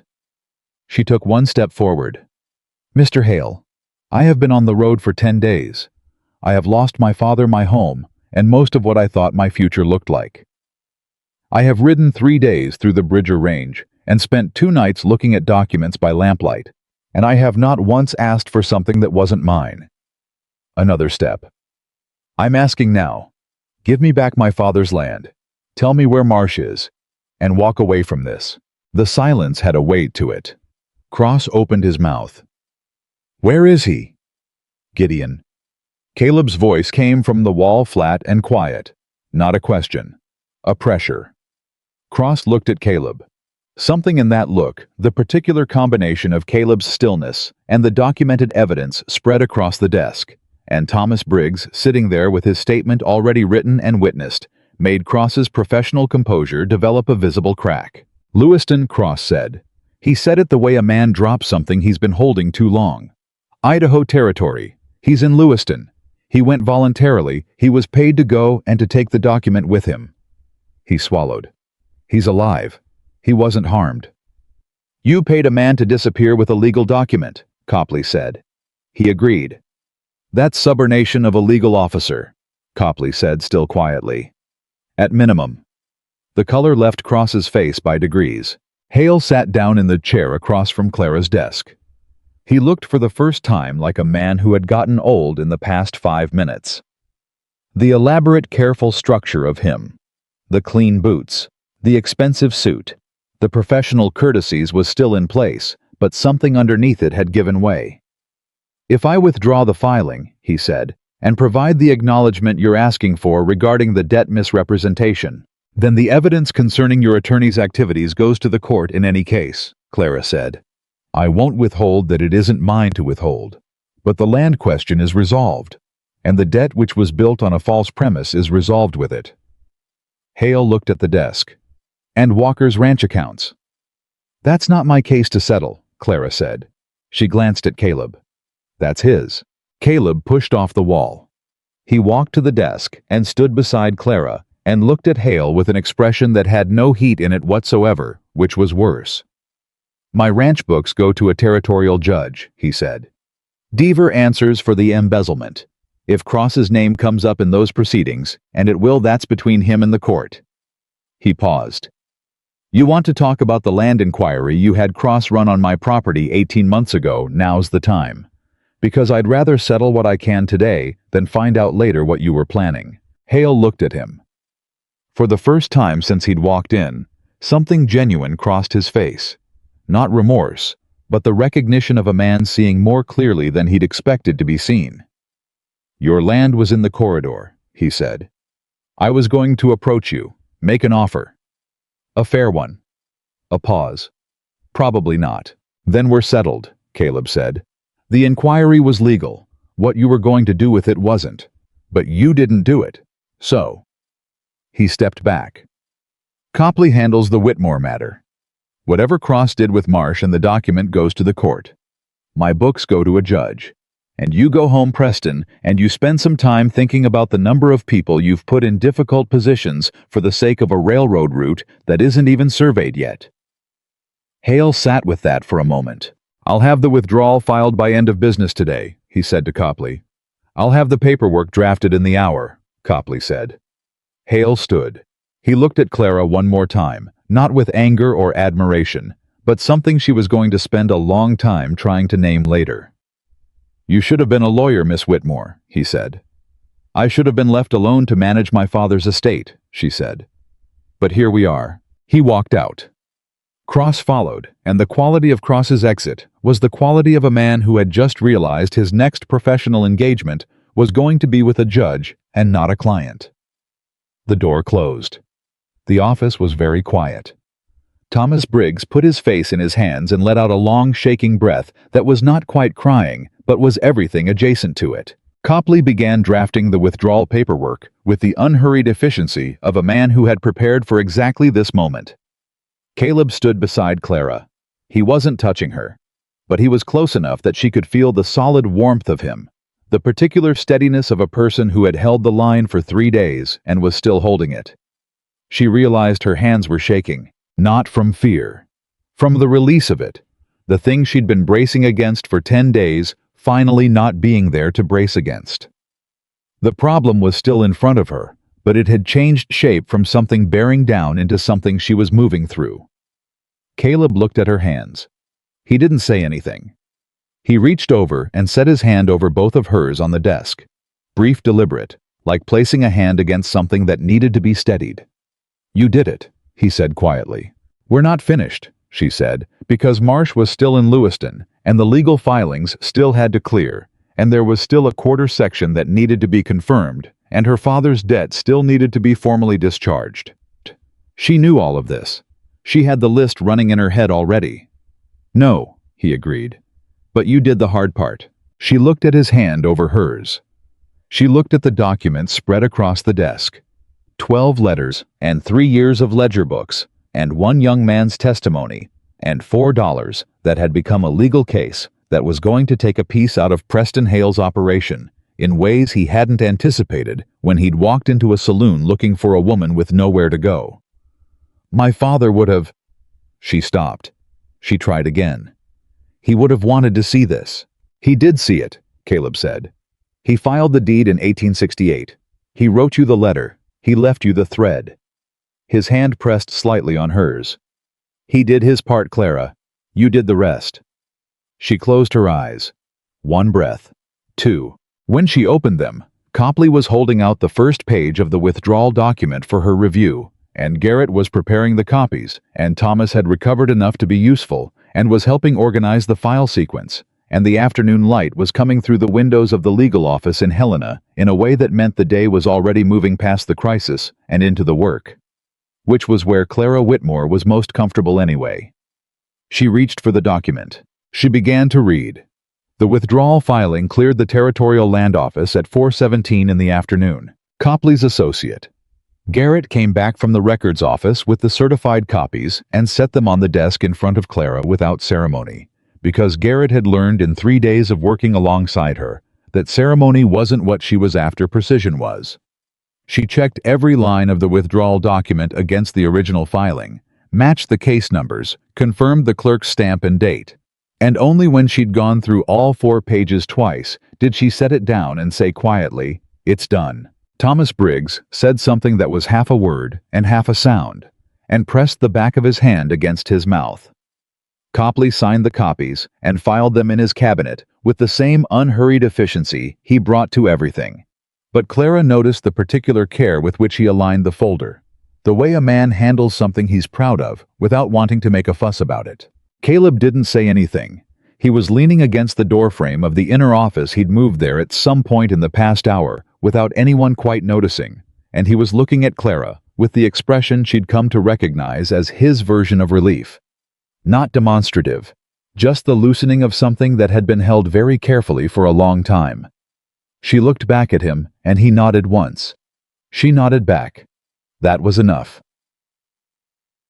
What wasn't done, and she knew this had kept it filed separately in the part of her mind that maintained the full list even when she was focused on one piece of it, was Harold Marsh. Lewiston, Idaho Territory. Cross had said it with the particular exhausted honesty of a man dropping a weight he'd been pretending wasn't there. Marsh was alive. He'd gone voluntarily paid to take the document and disappear, which meant he was a witness to the conspiracy, not a victim of it, or not only a victim of it, because a man paid under pressure was still a man under pressure, and Clara intended to understand the full shape of it before she decided what that meant legally. Copley had already drafted a formal request to the Lewiston Territorial Office. It named Marsh, described the matter, and requested that he be located and interviewed as a material witness. Copley had filed it himself before the records office closed, which meant it was in motion and out of Hale's reach to stop. It'll take 2 weeks minimum, Copley had said. Possibly 3. Marsh may have moved on, but the request is filed. Once a witness is named in a territorial proceeding, he has to respond. And Cross? Clara asked. Cross's situation is separate and considerably worse. Copley had said this with the measured satisfaction of a man who had watched a lot of well-constructed problems unravel. Suborning a legal officer paying Marsh to leave and take a document is a territorial offense. The Hale land filing used a forged signature. Cross prepared that document. Whether Hale directed it or Cross acted independently. Cross is the attorney of record. He signed it. He paused.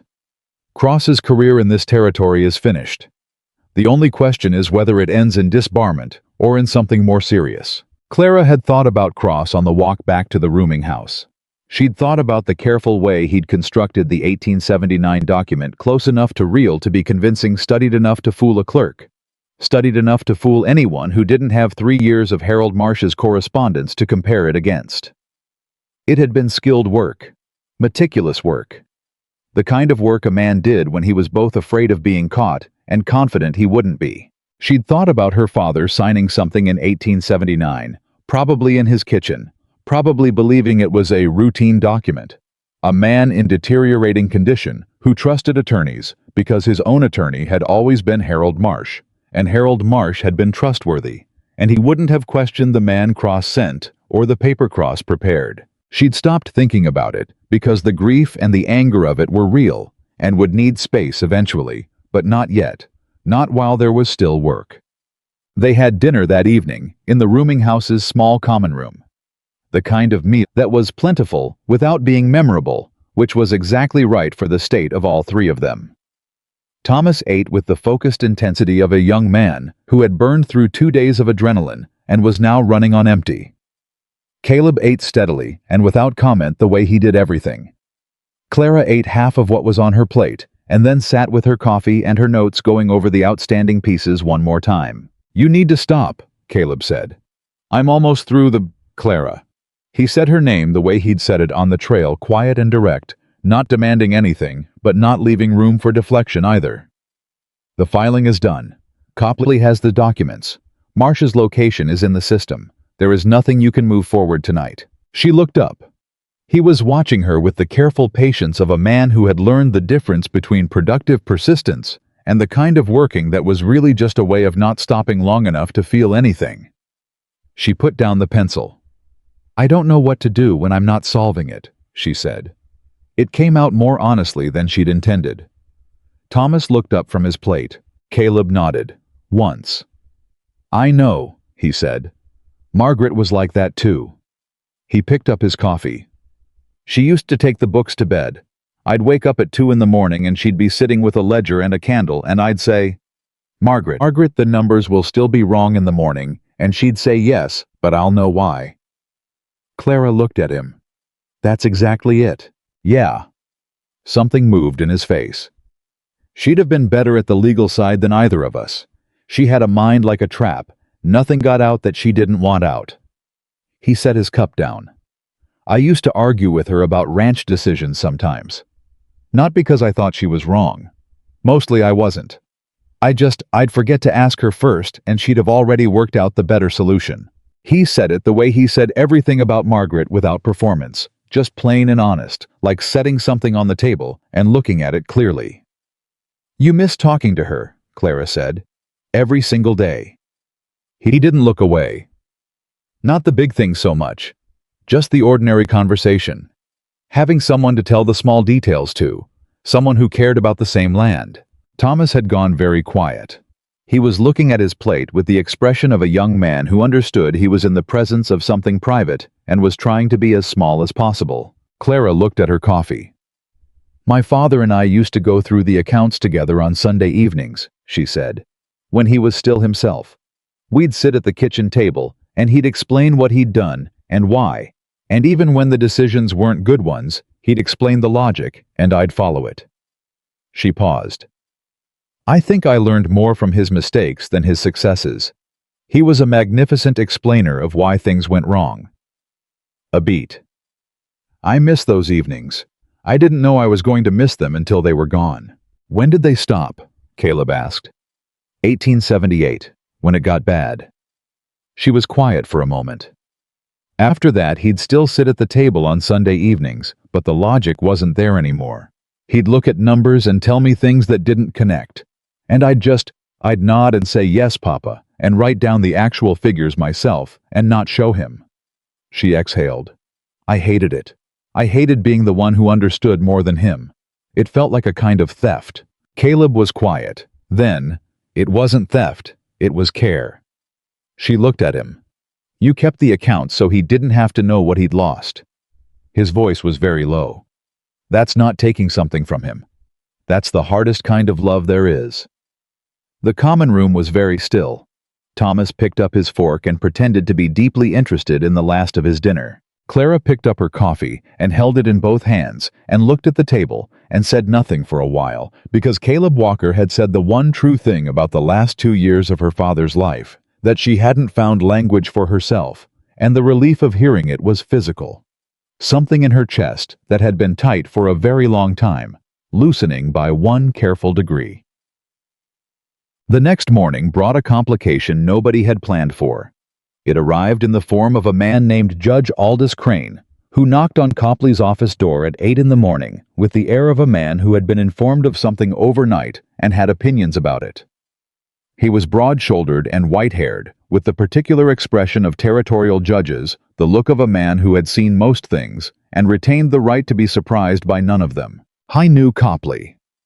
He looked at Clara and Caleb and Thomas with the assessing gaze of a man reading a room. I understand, he said, taking the chair Copley offered, that there was a land filing withdrawn yesterday afternoon, and that the filing was based on a document with a questioned signature. He looked at Clara. And that the attorney responsible for that filing is Gideon Cross, who I have had professional occasion to watch for some time. He set his hat on his knee. Tell me what you know, Clara told him. She had told this story enough times in the past 4 days that it came out clean and ordered and without any extra motion. The loan, the debt sale, the prior arrangement claim, the forged signature, the Deaver payments, the cross connection. Thomas's testimony. She laid it out like a ledger entry, one item after another with the documentation referenced at each step. Judge Crane did not interrupt. He listened the way experienced judicial men listened, with the whole face tracking, not just the facts, but the connections between them, watching for the place where the story changed quality. When she finished, he was quiet for a full minute. Then he looked at Copley. You've filed the Marsh witness request. Yesterday. Good. He looked at Thomas. Young man, your written statement. Did you give it voluntarily? Yes, sir. Thomas sat straight. Without coercion, I wrote it myself. And you understand you may be called to repeat it in a formal proceeding? Yes, sir. Crane looked at Caleb. The ranch ledgers, where are they? The originals are at my ranch, 11 miles from Dust Creek. I have copies here. Caleb nodded at the documentation spread across Copley's desk. My hired man, Hank Pierce, can testify to the wage receipt discrepancies. He kept those records. I'll want a formal deposition from Pierce. Crane looked at Clara. The handwriting examination. Has it been completed? The examiner is meeting with Copley at 10 this morning, Clara said. Crane looked at his watch. I'll be here for that. He set his hat on the desk. Miss Whitmore, I want to be direct with you. What you've brought to this office is more substantive than I'd have expected, given the time frame you've had to build it. But Gideon Cross is going to fight this. He has resources, and he has professional reputation to protect, which makes him more dangerous, not less. And Preston Hale. He paused. Hale withdrew the filing. That was smart of him. It limits his direct exposure to the land fraud charge. He's going to argue he relied on Cross's representation of the document's validity. He had to know it was forged, Clara said. Knowing and proving are different things. Crane held her gaze. The case against Cross is strong. The case against Hale depends on whether we can establish direct instruction, whether he told Cross to produce a false document or simply received one and used it. He paused. That's where Marsh becomes critical. If Marsh was coerced, if someone acting on Hale's behalf made the approach, that's a direct link. How long for the Marsh request to come back? 2 weeks, maybe 3. He looked at her steadily. Can you wait in Helena that long? Clara looked at Caleb. Caleb looked at her. She could see him running the ranch calculations, the fence, the herd. Hank managing alone, the Deaver situation still unresolved back in Dust Creek. He didn't say any of it. He just waited. I can wait, Clara said. But there's a matter at Mr. Walker's ranch that needs to be addressed. The employee responsible for the embezzlement Deaver is still there. He doesn't know he's been identified. Crane looked at Caleb. You want to handle that before Cross gets word to him? Yes. How far is your ranch? 3 days' ride. Crane was quiet for the moment. Go, he said.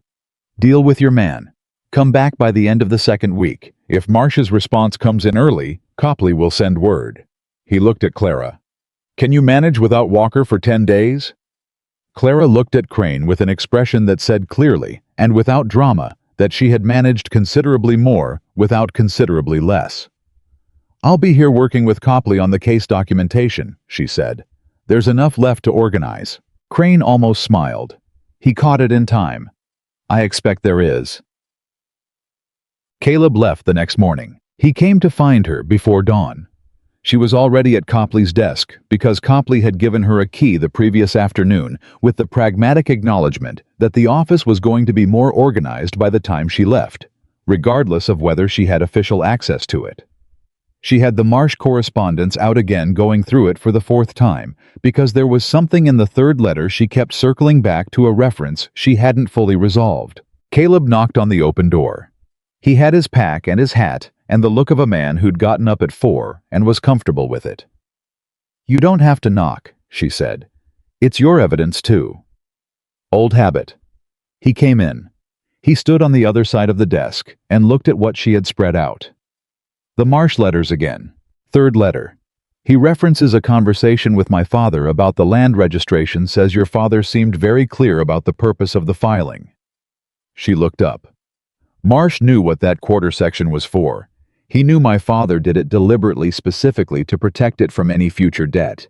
He's not a passive figure in this. He understood the legal weight of what he'd filed. She tapped the letter. Which means when Cross approached him, Marsh knew exactly what going along with it would cost my father's estate. He went anyway. He went anyway.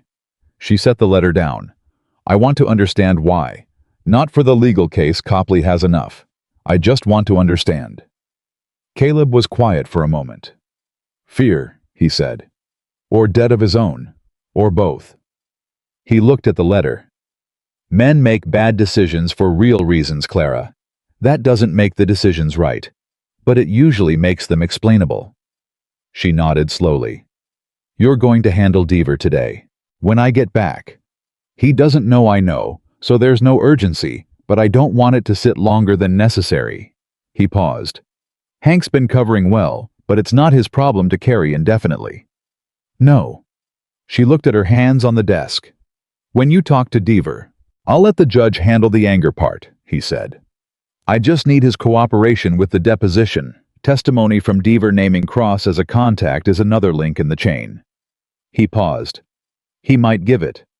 If the alternative is a fraud charge with no cooperation credit. Practical, she said. It's the only way I know to be. He picked up his hat. He turned it in his hands.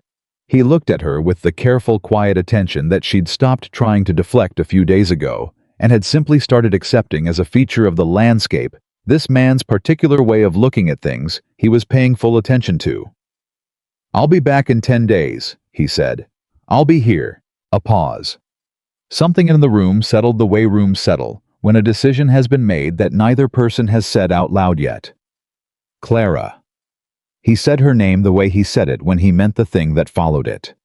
When this is finished, when the case is through and the land is confirmed and Marsh is back on record and the Deaver matter is settled. He stopped. She waited. I don't know what you're planning to do, he said. After. Whether you're going back to Billings or somewhere else. Whether the quarter section is something you want to work or something you want to sell. He held her gaze steadily. I don't know, and it's not my place to know yet, But I wanted to say whatever you decide, the door at the Walker Ranch stays open. He paused. Not as charity. You said you'd hate that. As... He seemed to search for the word and then accept the plain one. As a choice. One I'd like you to consider. Clara looked at him. She had spent 10 days in forward motion. One problem to the next one. Document to the next one day, to the next. Always the next piece of the list. She had not let herself look past it, because looking past it felt like hubris, like counting winnings before the hand was finished. She had not looked at what was accumulating in the margins of the practical things, the small accumulation of dinners and coffee cups and shared silence, and a hand placed briefly over hers when she was shaking. She looked at it now. I'll consider it, she said. It was a real answer, not a deflection. He understood the difference. He nodded. He put his hat on. He turned toward the door. Caleb, she said. He stopped. Be careful with Deaver. She paused. Not because I'm worried about the confrontation. Because I need your deposition to be clean. No confrontation that he can use to muddy the legal record. He turned back just far enough to show the corner of his expression, and there it was. Finally the thing that had been approaching since the saloon. A real smile complete, unguarded, the one that changed his entire face, and made him look like a man who had remembered that some things were still worth finding funny. Yes, ma'am, he said. And then he was gone. She sat in the quiet of the office, and looked at the Marsh letters, and listened to the sound of Sunday's hooves on the street outside, getting further away, and she let herself feel the particular quality of missing someone who is going to come back. It was different from the other missing she knew. Sharper, but with a floor under it. She picked up her pencil. She went back to work. The handwriting examiner arrived at 10 o'clock as promised. His name was Professor Elias Webb, and he was small and precise, and carried his examination materials in a case that he arranged on Copley's side table with the care of a surgeon preparing instruments. He was, Clara thought, very good at his job and very aware of it, which in this instance was not a flaw. He worked for 3 hours. Clara sat across the room and did not speak, because she understood when precision required silence. Judge Crane arrived at 11 and took the chair beside the window, and also did not speak, which told her something she hadn't known about Crane, that he understood the same thing. Thomas ran an errand for Copley to the records office. Garrett made coffee. The morning moved. Webb finished at 1:30. He arranged his findings on the table with the same care he'd used setting them up, and then he turned to Judge Crane and said without preamble, "The signature identified as Harold Marsh on the document filed by Gideon Cross is not consistent with the authenticated samples. 14 specific points of differentiation in letter formation, pen pressure, and spatial relation. The inconsistency is not attributable to age, haste, or illness. The signature was produced by a different hand attempting to replicate Marsh's style." He paused. "In my professional opinion, the document is a forgery." Judge Crane looked at Copley. "File the forgery finding with the court today." "Already drafting it," Copley said. Crane looked at Clara. "That's your second pillar. Forgery and the witness testimony. When Marsh responds to the summons, that's your third." He leaned back. "Cross is finished. The only question now is how much of this touches Hale directly." Clara looked at the examiner's findings. Something was still bothering her, the thing from the third Marsh letter, the reference she'd been circling. She picked up her copy of the letter.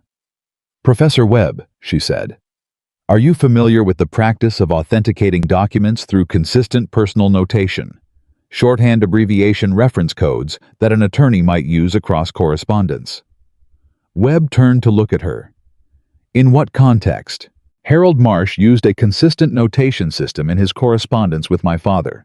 I've identified a pattern. He abbreviated certain legal references in a specific way across all 12 letters." She held up the third letter. "The notation for the land registration, he wrote it 3 times in the 12 letters. Always the same way. A specific abbreviation followed by a registration mark." She looked at Webb. "If the forged document contains a land reference, would Marsh's notation system have been replicated, or would Cross have used standard legal form?" Webb looked at Copley. Copley looked at Crane. Crane looked at Clara with the expression of a man recalibrating his assessment of the room. You think Cross's forgery used standard form, Caleb said. And then she remembered Caleb wasn't there, and the voice was Thomas's from the door, who had apparently come back from the records office and been standing in the entry long enough to follow the thread. I think if Marsh had genuinely witnessed that document, Clara said carefully, he would have used his notation. It was habitual. 3 years of correspondence, 12 letters consistent every single time. She set the letter down. Cross wouldn't have known to replicate it.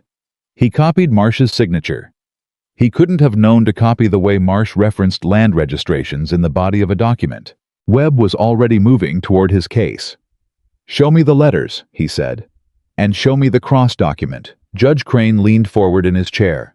What followed was 40 minutes of Webb cross-referencing Marsh's letter notations against the body of the forged 1879 document, with Clara pointing and Webb examining and Copley making notes, and Thomas standing very still in the doorway because he was afraid to move in case he broke something. "Standard form," Webb said finally. "Throughout the document. No personal notation, no abbreviation system." He straightened. "A man who wrote 14 authenticated documents in this notation system would not produce a 15th in standard form." He looked at Clara. "That's corroborating evidence of forgery. Behavioral evidence independent of the signature analysis." "Write it up," Crane said. He had the tone of a man who had just watched someone do something he hadn't anticipated. "All of it. Signature analysis and behavioral notation both." He paused, and then he did something she suspected he didn't do. Often he looked directly at Clara and said, "Miss Whitmore, that was exceptional work." Clara looked at the letters spread across the table. At 12 pieces of paper her father had kept, and she had packed and carried through 4 days on a road coach and 3 days on a mountain trail, because she hadn't known which pieces she'd need, so she'd brought all of them. "My father kept good correspondence," she said. "I just read it carefully." Crane looked at her for a moment longer. Then he stood and picked up his hat. 10 days, he said. "When Walker gets back and Marsh's response comes in, we proceed." He looked at Copley. "I want everything consolidated before we issue the formal summons to Cross." "It will be," Copley said. Crane left. Webb packed his case with the same precision he'd unpacked it. Thomas came fully into the room and sat down in the nearest chair like his legs had run out of arguments. "How did you see that?" he asked. "The notation thing. How did you know to look for it?" Clara gathered the letters and began to order them by date the way she'd been doing since Billings. "When I read the third letter the first time," she said, "something felt familiar about the way Marsh wrote the land reference. The same way a word you've read many times starts to look strange if you look too long except in reverse. It looked right. Too right. The same way a person's handwriting looks right across multiple documents." She put the rubber band around the letters. "I went back to check if it was consistent. It was. And then I asked myself, would Cross have known to copy it?" Thomas shook his head. "No, he wouldn't have." "No," she said. "He wouldn't." She set the letters in the file. "Small things, Thomas. The small things are always where the truth is hiding. My father taught me that." She closed the file. "He taught me most of what I know. He just couldn't apply it to himself." Thomas looked at her. "He'd be proud of you," he said. It was young and earnest and completely sincere. Clara pressed her lips together. She looked at the file. She looked at the window. She thought about a man sitting at a kitchen table on Sunday evenings, patient and clear-eyed in the years before. He wasn't explaining the logic of numbers and why they always told the truth if you read them correctly. "I hope so," she said. She picked up her pencil.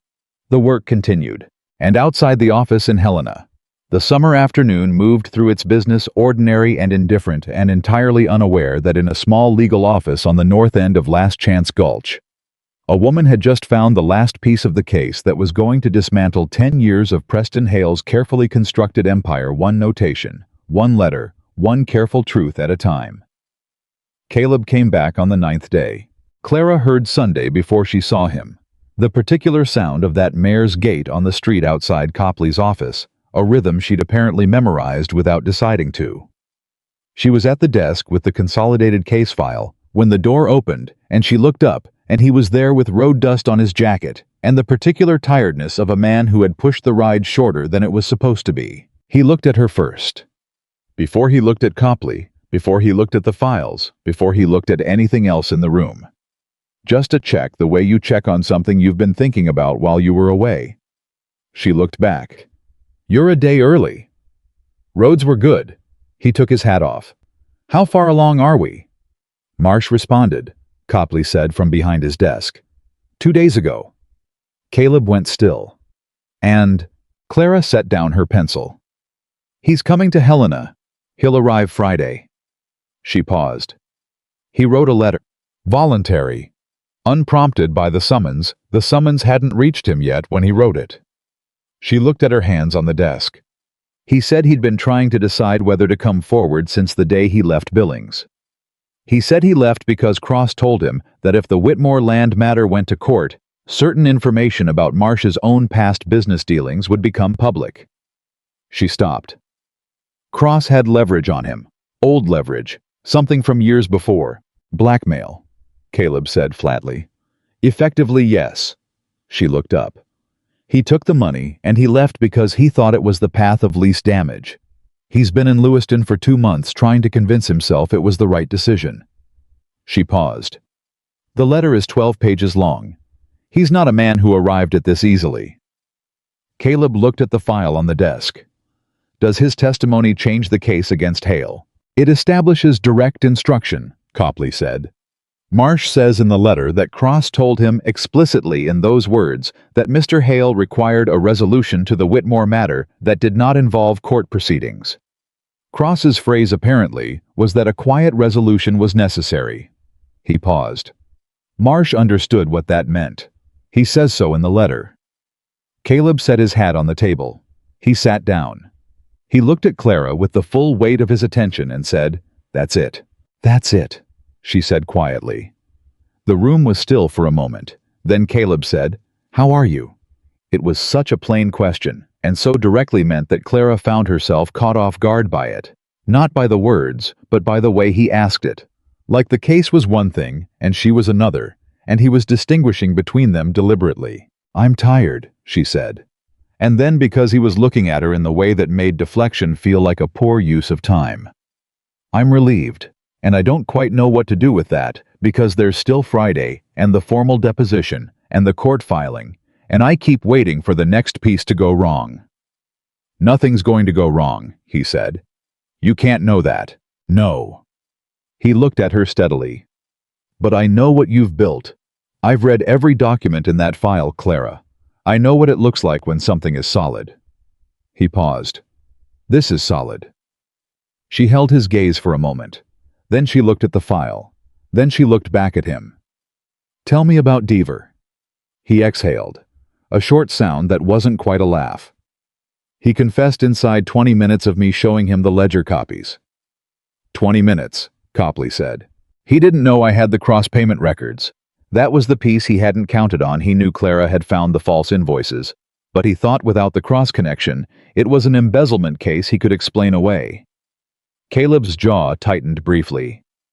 "When I showed him Cross's name in his own handwriting next to a payment that had no legitimate source, he sat down and put his face in his hands, and that was more or less the end of his resistance."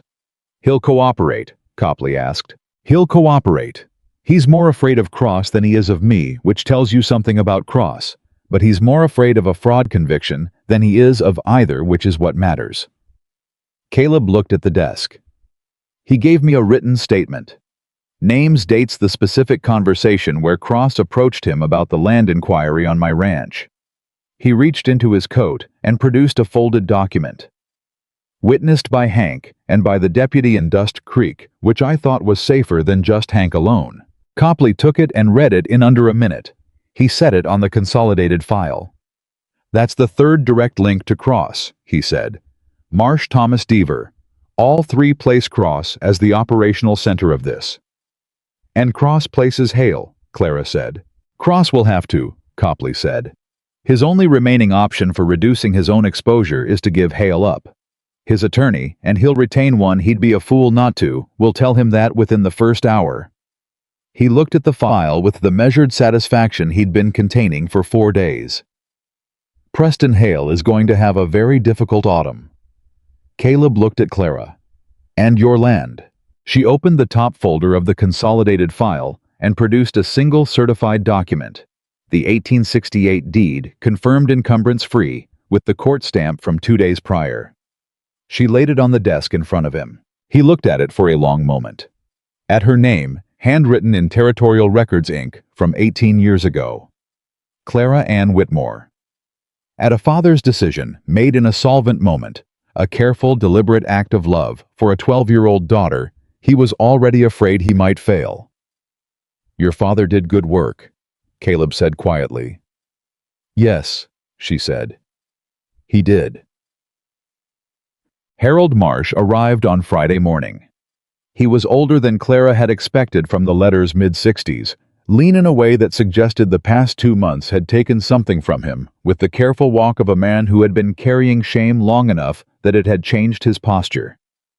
He came into Copley's office with his hat in both hands and looked at Clara and did not look away, which she credited to him. Miss Whitmore, he said, I am profoundly sorry. Clara looked at him.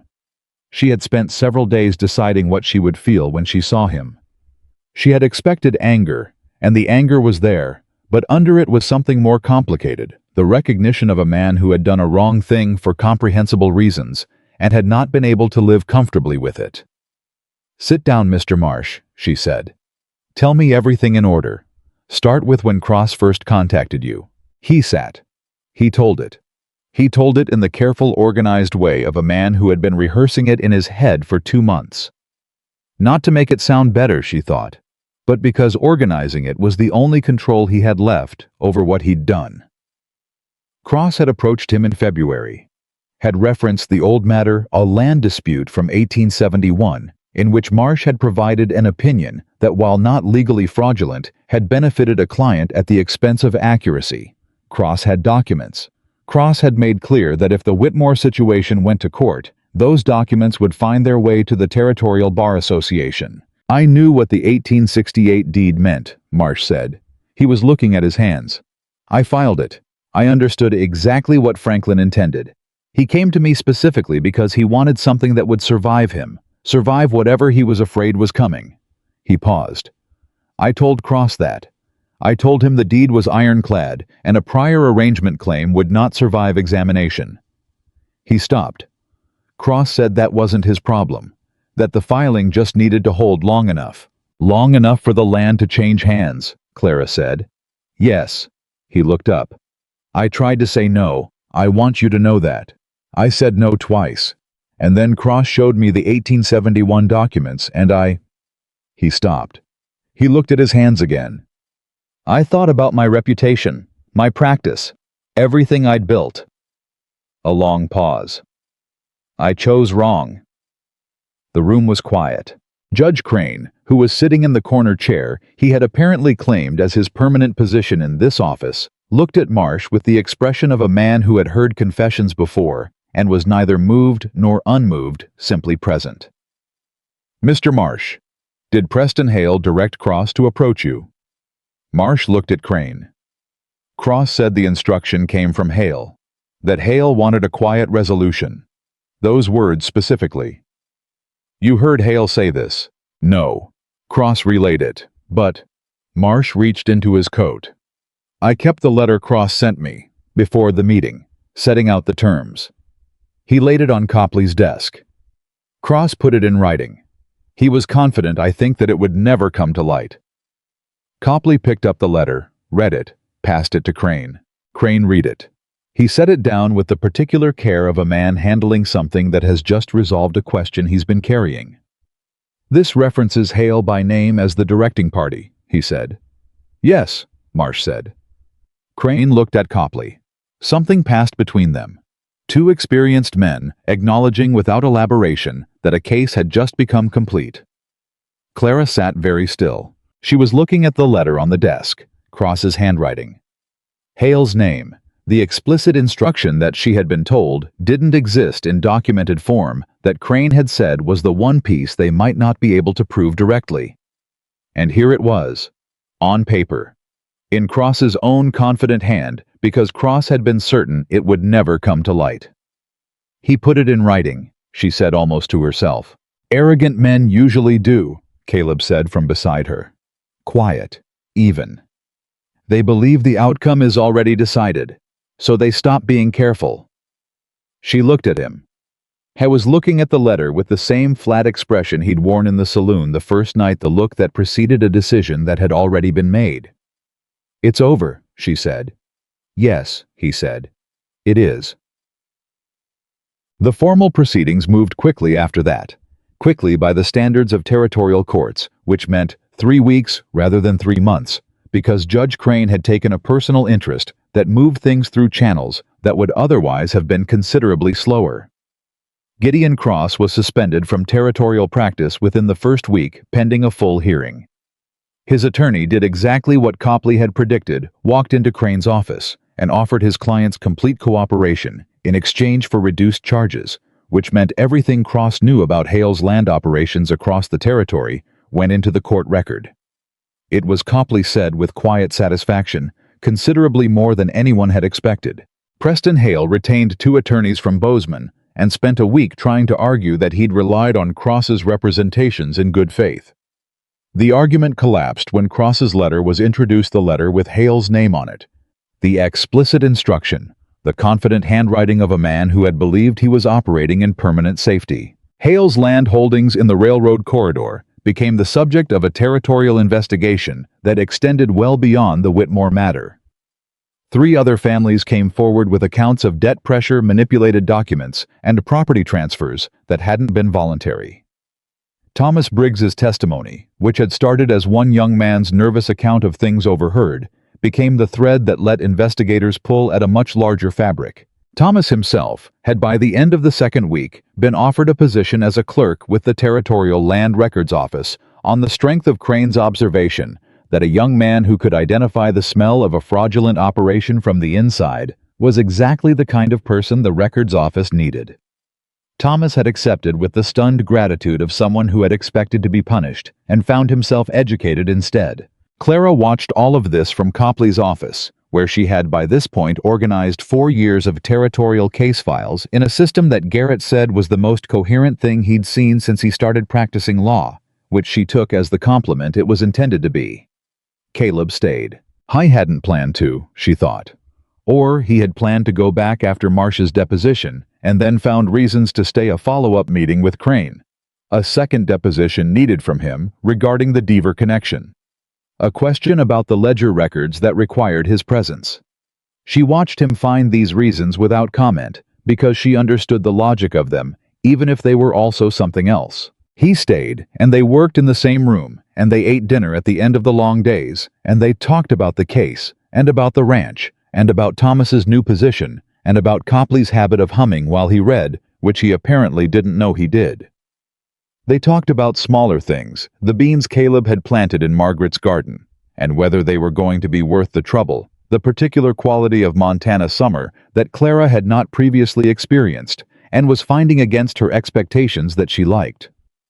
They talked the way people talk when they have been through something together, and the shared weight of it has made ordinary conversation both easier and more significant. One evening 10 days after Caleb had come back from Dust Creek, they were the last 2 in Copley's office. Garrett had gone home. Copley had left at 6 with the particular air of a man who trusted what he was leaving behind. The consolidated file was finished, every document in order, every reference cross-indexed, ready for the final court filing in the morning. Clara set down her pen. She looked at the file. She looked at her hands. It's done, she said. Not the way she'd said it when the withdrawal filing cleared. That had been relief. This was something different. Completion. The particular quiet of a thing that has been carried a long distance and can finally be set down. Yeah, Caleb said. He was across the desk from her with the ledger copies he'd been reviewing one final time. He closed the ledger. He looked at her. She looked back. I've been thinking, she said. I know. You know, you get a specific look when you've been thinking about something that isn't the case. He set the ledger aside. It's different from the working look. Quieter. More. He paused. Like you're listening to something internal. She looked at him steadily. The quarter section in Billings, she said. I've been in correspondence with the county assessor. The land is in good condition. It was never actively farmed. It was essentially held as investment property by my father. There's a farmhouse on it. Small. The assessor says structurally sound. Are you going back there? He asked it evenly without any particular weight on it, which she understood was deliberate. I don't know yet. She held his gaze. I know what the land is worth. I know I could sell it and have enough to start somewhere without obligation to anyone. She paused. I also know it's a quarter section in the railroad corridor, which means in 3 years it will be worth 4 times what it is now, and my father registered it in my name 18 years ago because he wanted me to have something that could sustain me. That's a real choice, Caleb said. Sell or hold. It is. She looked at the desk for a moment, then back at him. I've also been thinking about your books. He waited. You need someone who can read them properly, on an ongoing basis, not just once to find the fraud, someone who understands the accounts and can catch problems early. She kept her voice level. Hank is excellent at operations. He is not by his own admission a numbers man. And you am also not a numbers man, Caleb said. You're not. She paused. But you have good instincts, and you notice when something is wrong. You just need someone who can verify what you're already sensing. She looked at him carefully. I'm proposing a business arrangement. Formal. With terms. She reached for a piece of paper, because of course she had a piece of paper. I've written it out. Something happened to Caleb's face. The smile was there again, the real one, the one that changed everything about his expression, and this time, it didn't retreat. You wrote out the terms, he said. It seemed practical. Of course it did. He reached across the desk and took the paper. He read it. She watched him read it. His expression did several things in sequence recognition, then something warmer, then the careful steadiness he used when he was making sure of himself before he said anything. He set the paper down. This says quarterly review of accounts, he said. Permanent record-keeping system established in the first month. And? He looked at the paper again. Residence in the ranch house separate room with full autonomy of movement. I'm not a hired hand, she said. I'm a partner, in the business sense. She held his gaze. In the beginning. In the beginning.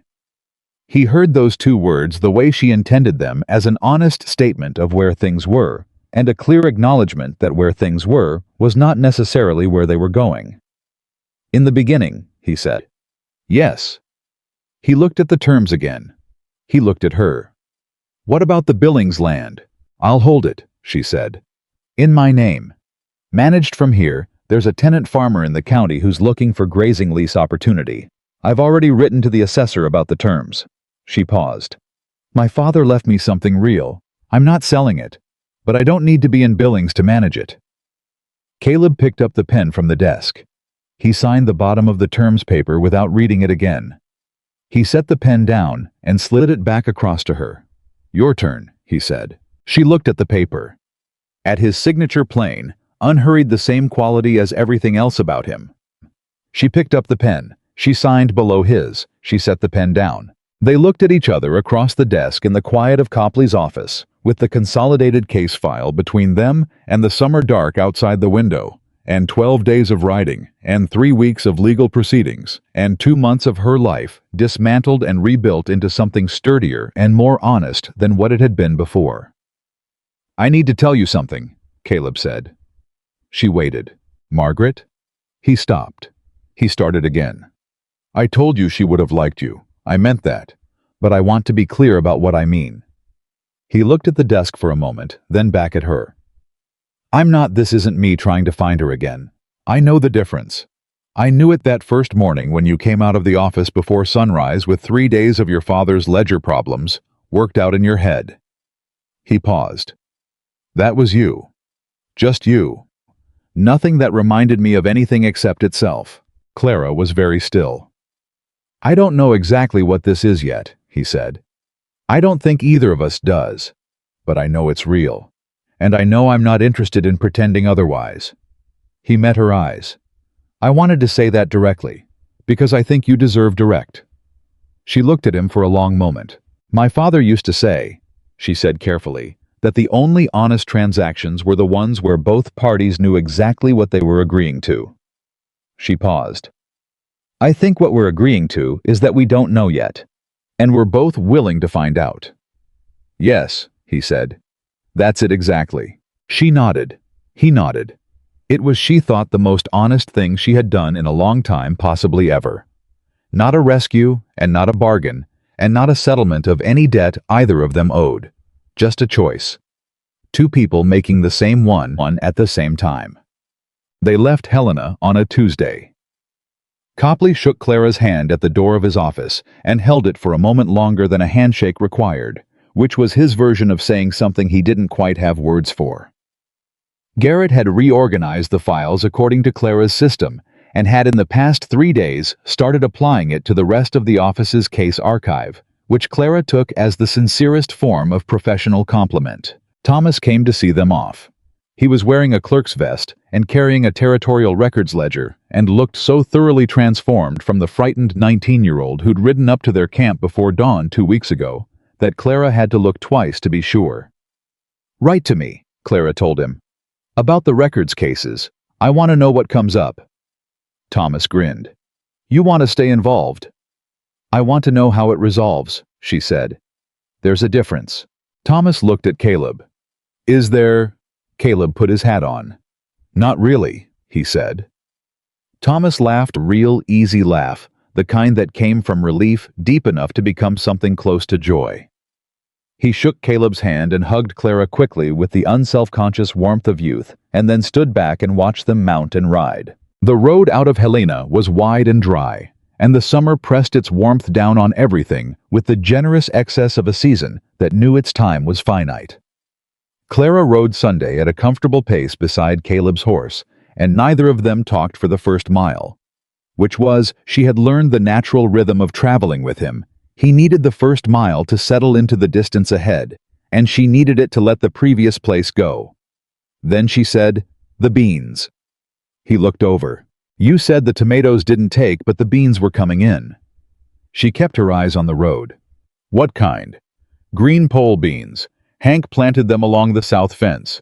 Said the fence posts make good climbing structures." A pause. "Margaret used to put up green beans every August. Kept us through November." "I don't know how to put up beans," Clara said. "I know how," he said. "She taught me." He paused. "I never did it alone. Seemed like too much trouble for one person." "It's not too much trouble for two," Clara said. He looked at the road ahead. The corner of his mouth moved. "No," he said. "It's not." They rode through the heat of the day and into the long afternoon, and the country opened up around them the way Montana country did, with the particular generosity of wide land, the kind of space that didn't diminish a person, but simply made clear that smallness and largeness were both available, and the choice was yours. Clara felt it the same way she'd felt it on the way in 3 weeks ago, when she'd been holding herself against the size of what was ahead. It was different now. The size was the same. She was different. Toward evening, Caleb said, "You're going to want to change the record-keeping system. I can already tell." "I already have thoughts about it," she admitted. "I figured." He didn't sound put out. "What's wrong with the current one?" "Nothing is wrong with it. It's just not organized for cross-referencing the supply accounts against the seasonal labor costs, which means you can't see at a glance whether your heaviest spending quarters align with your production output."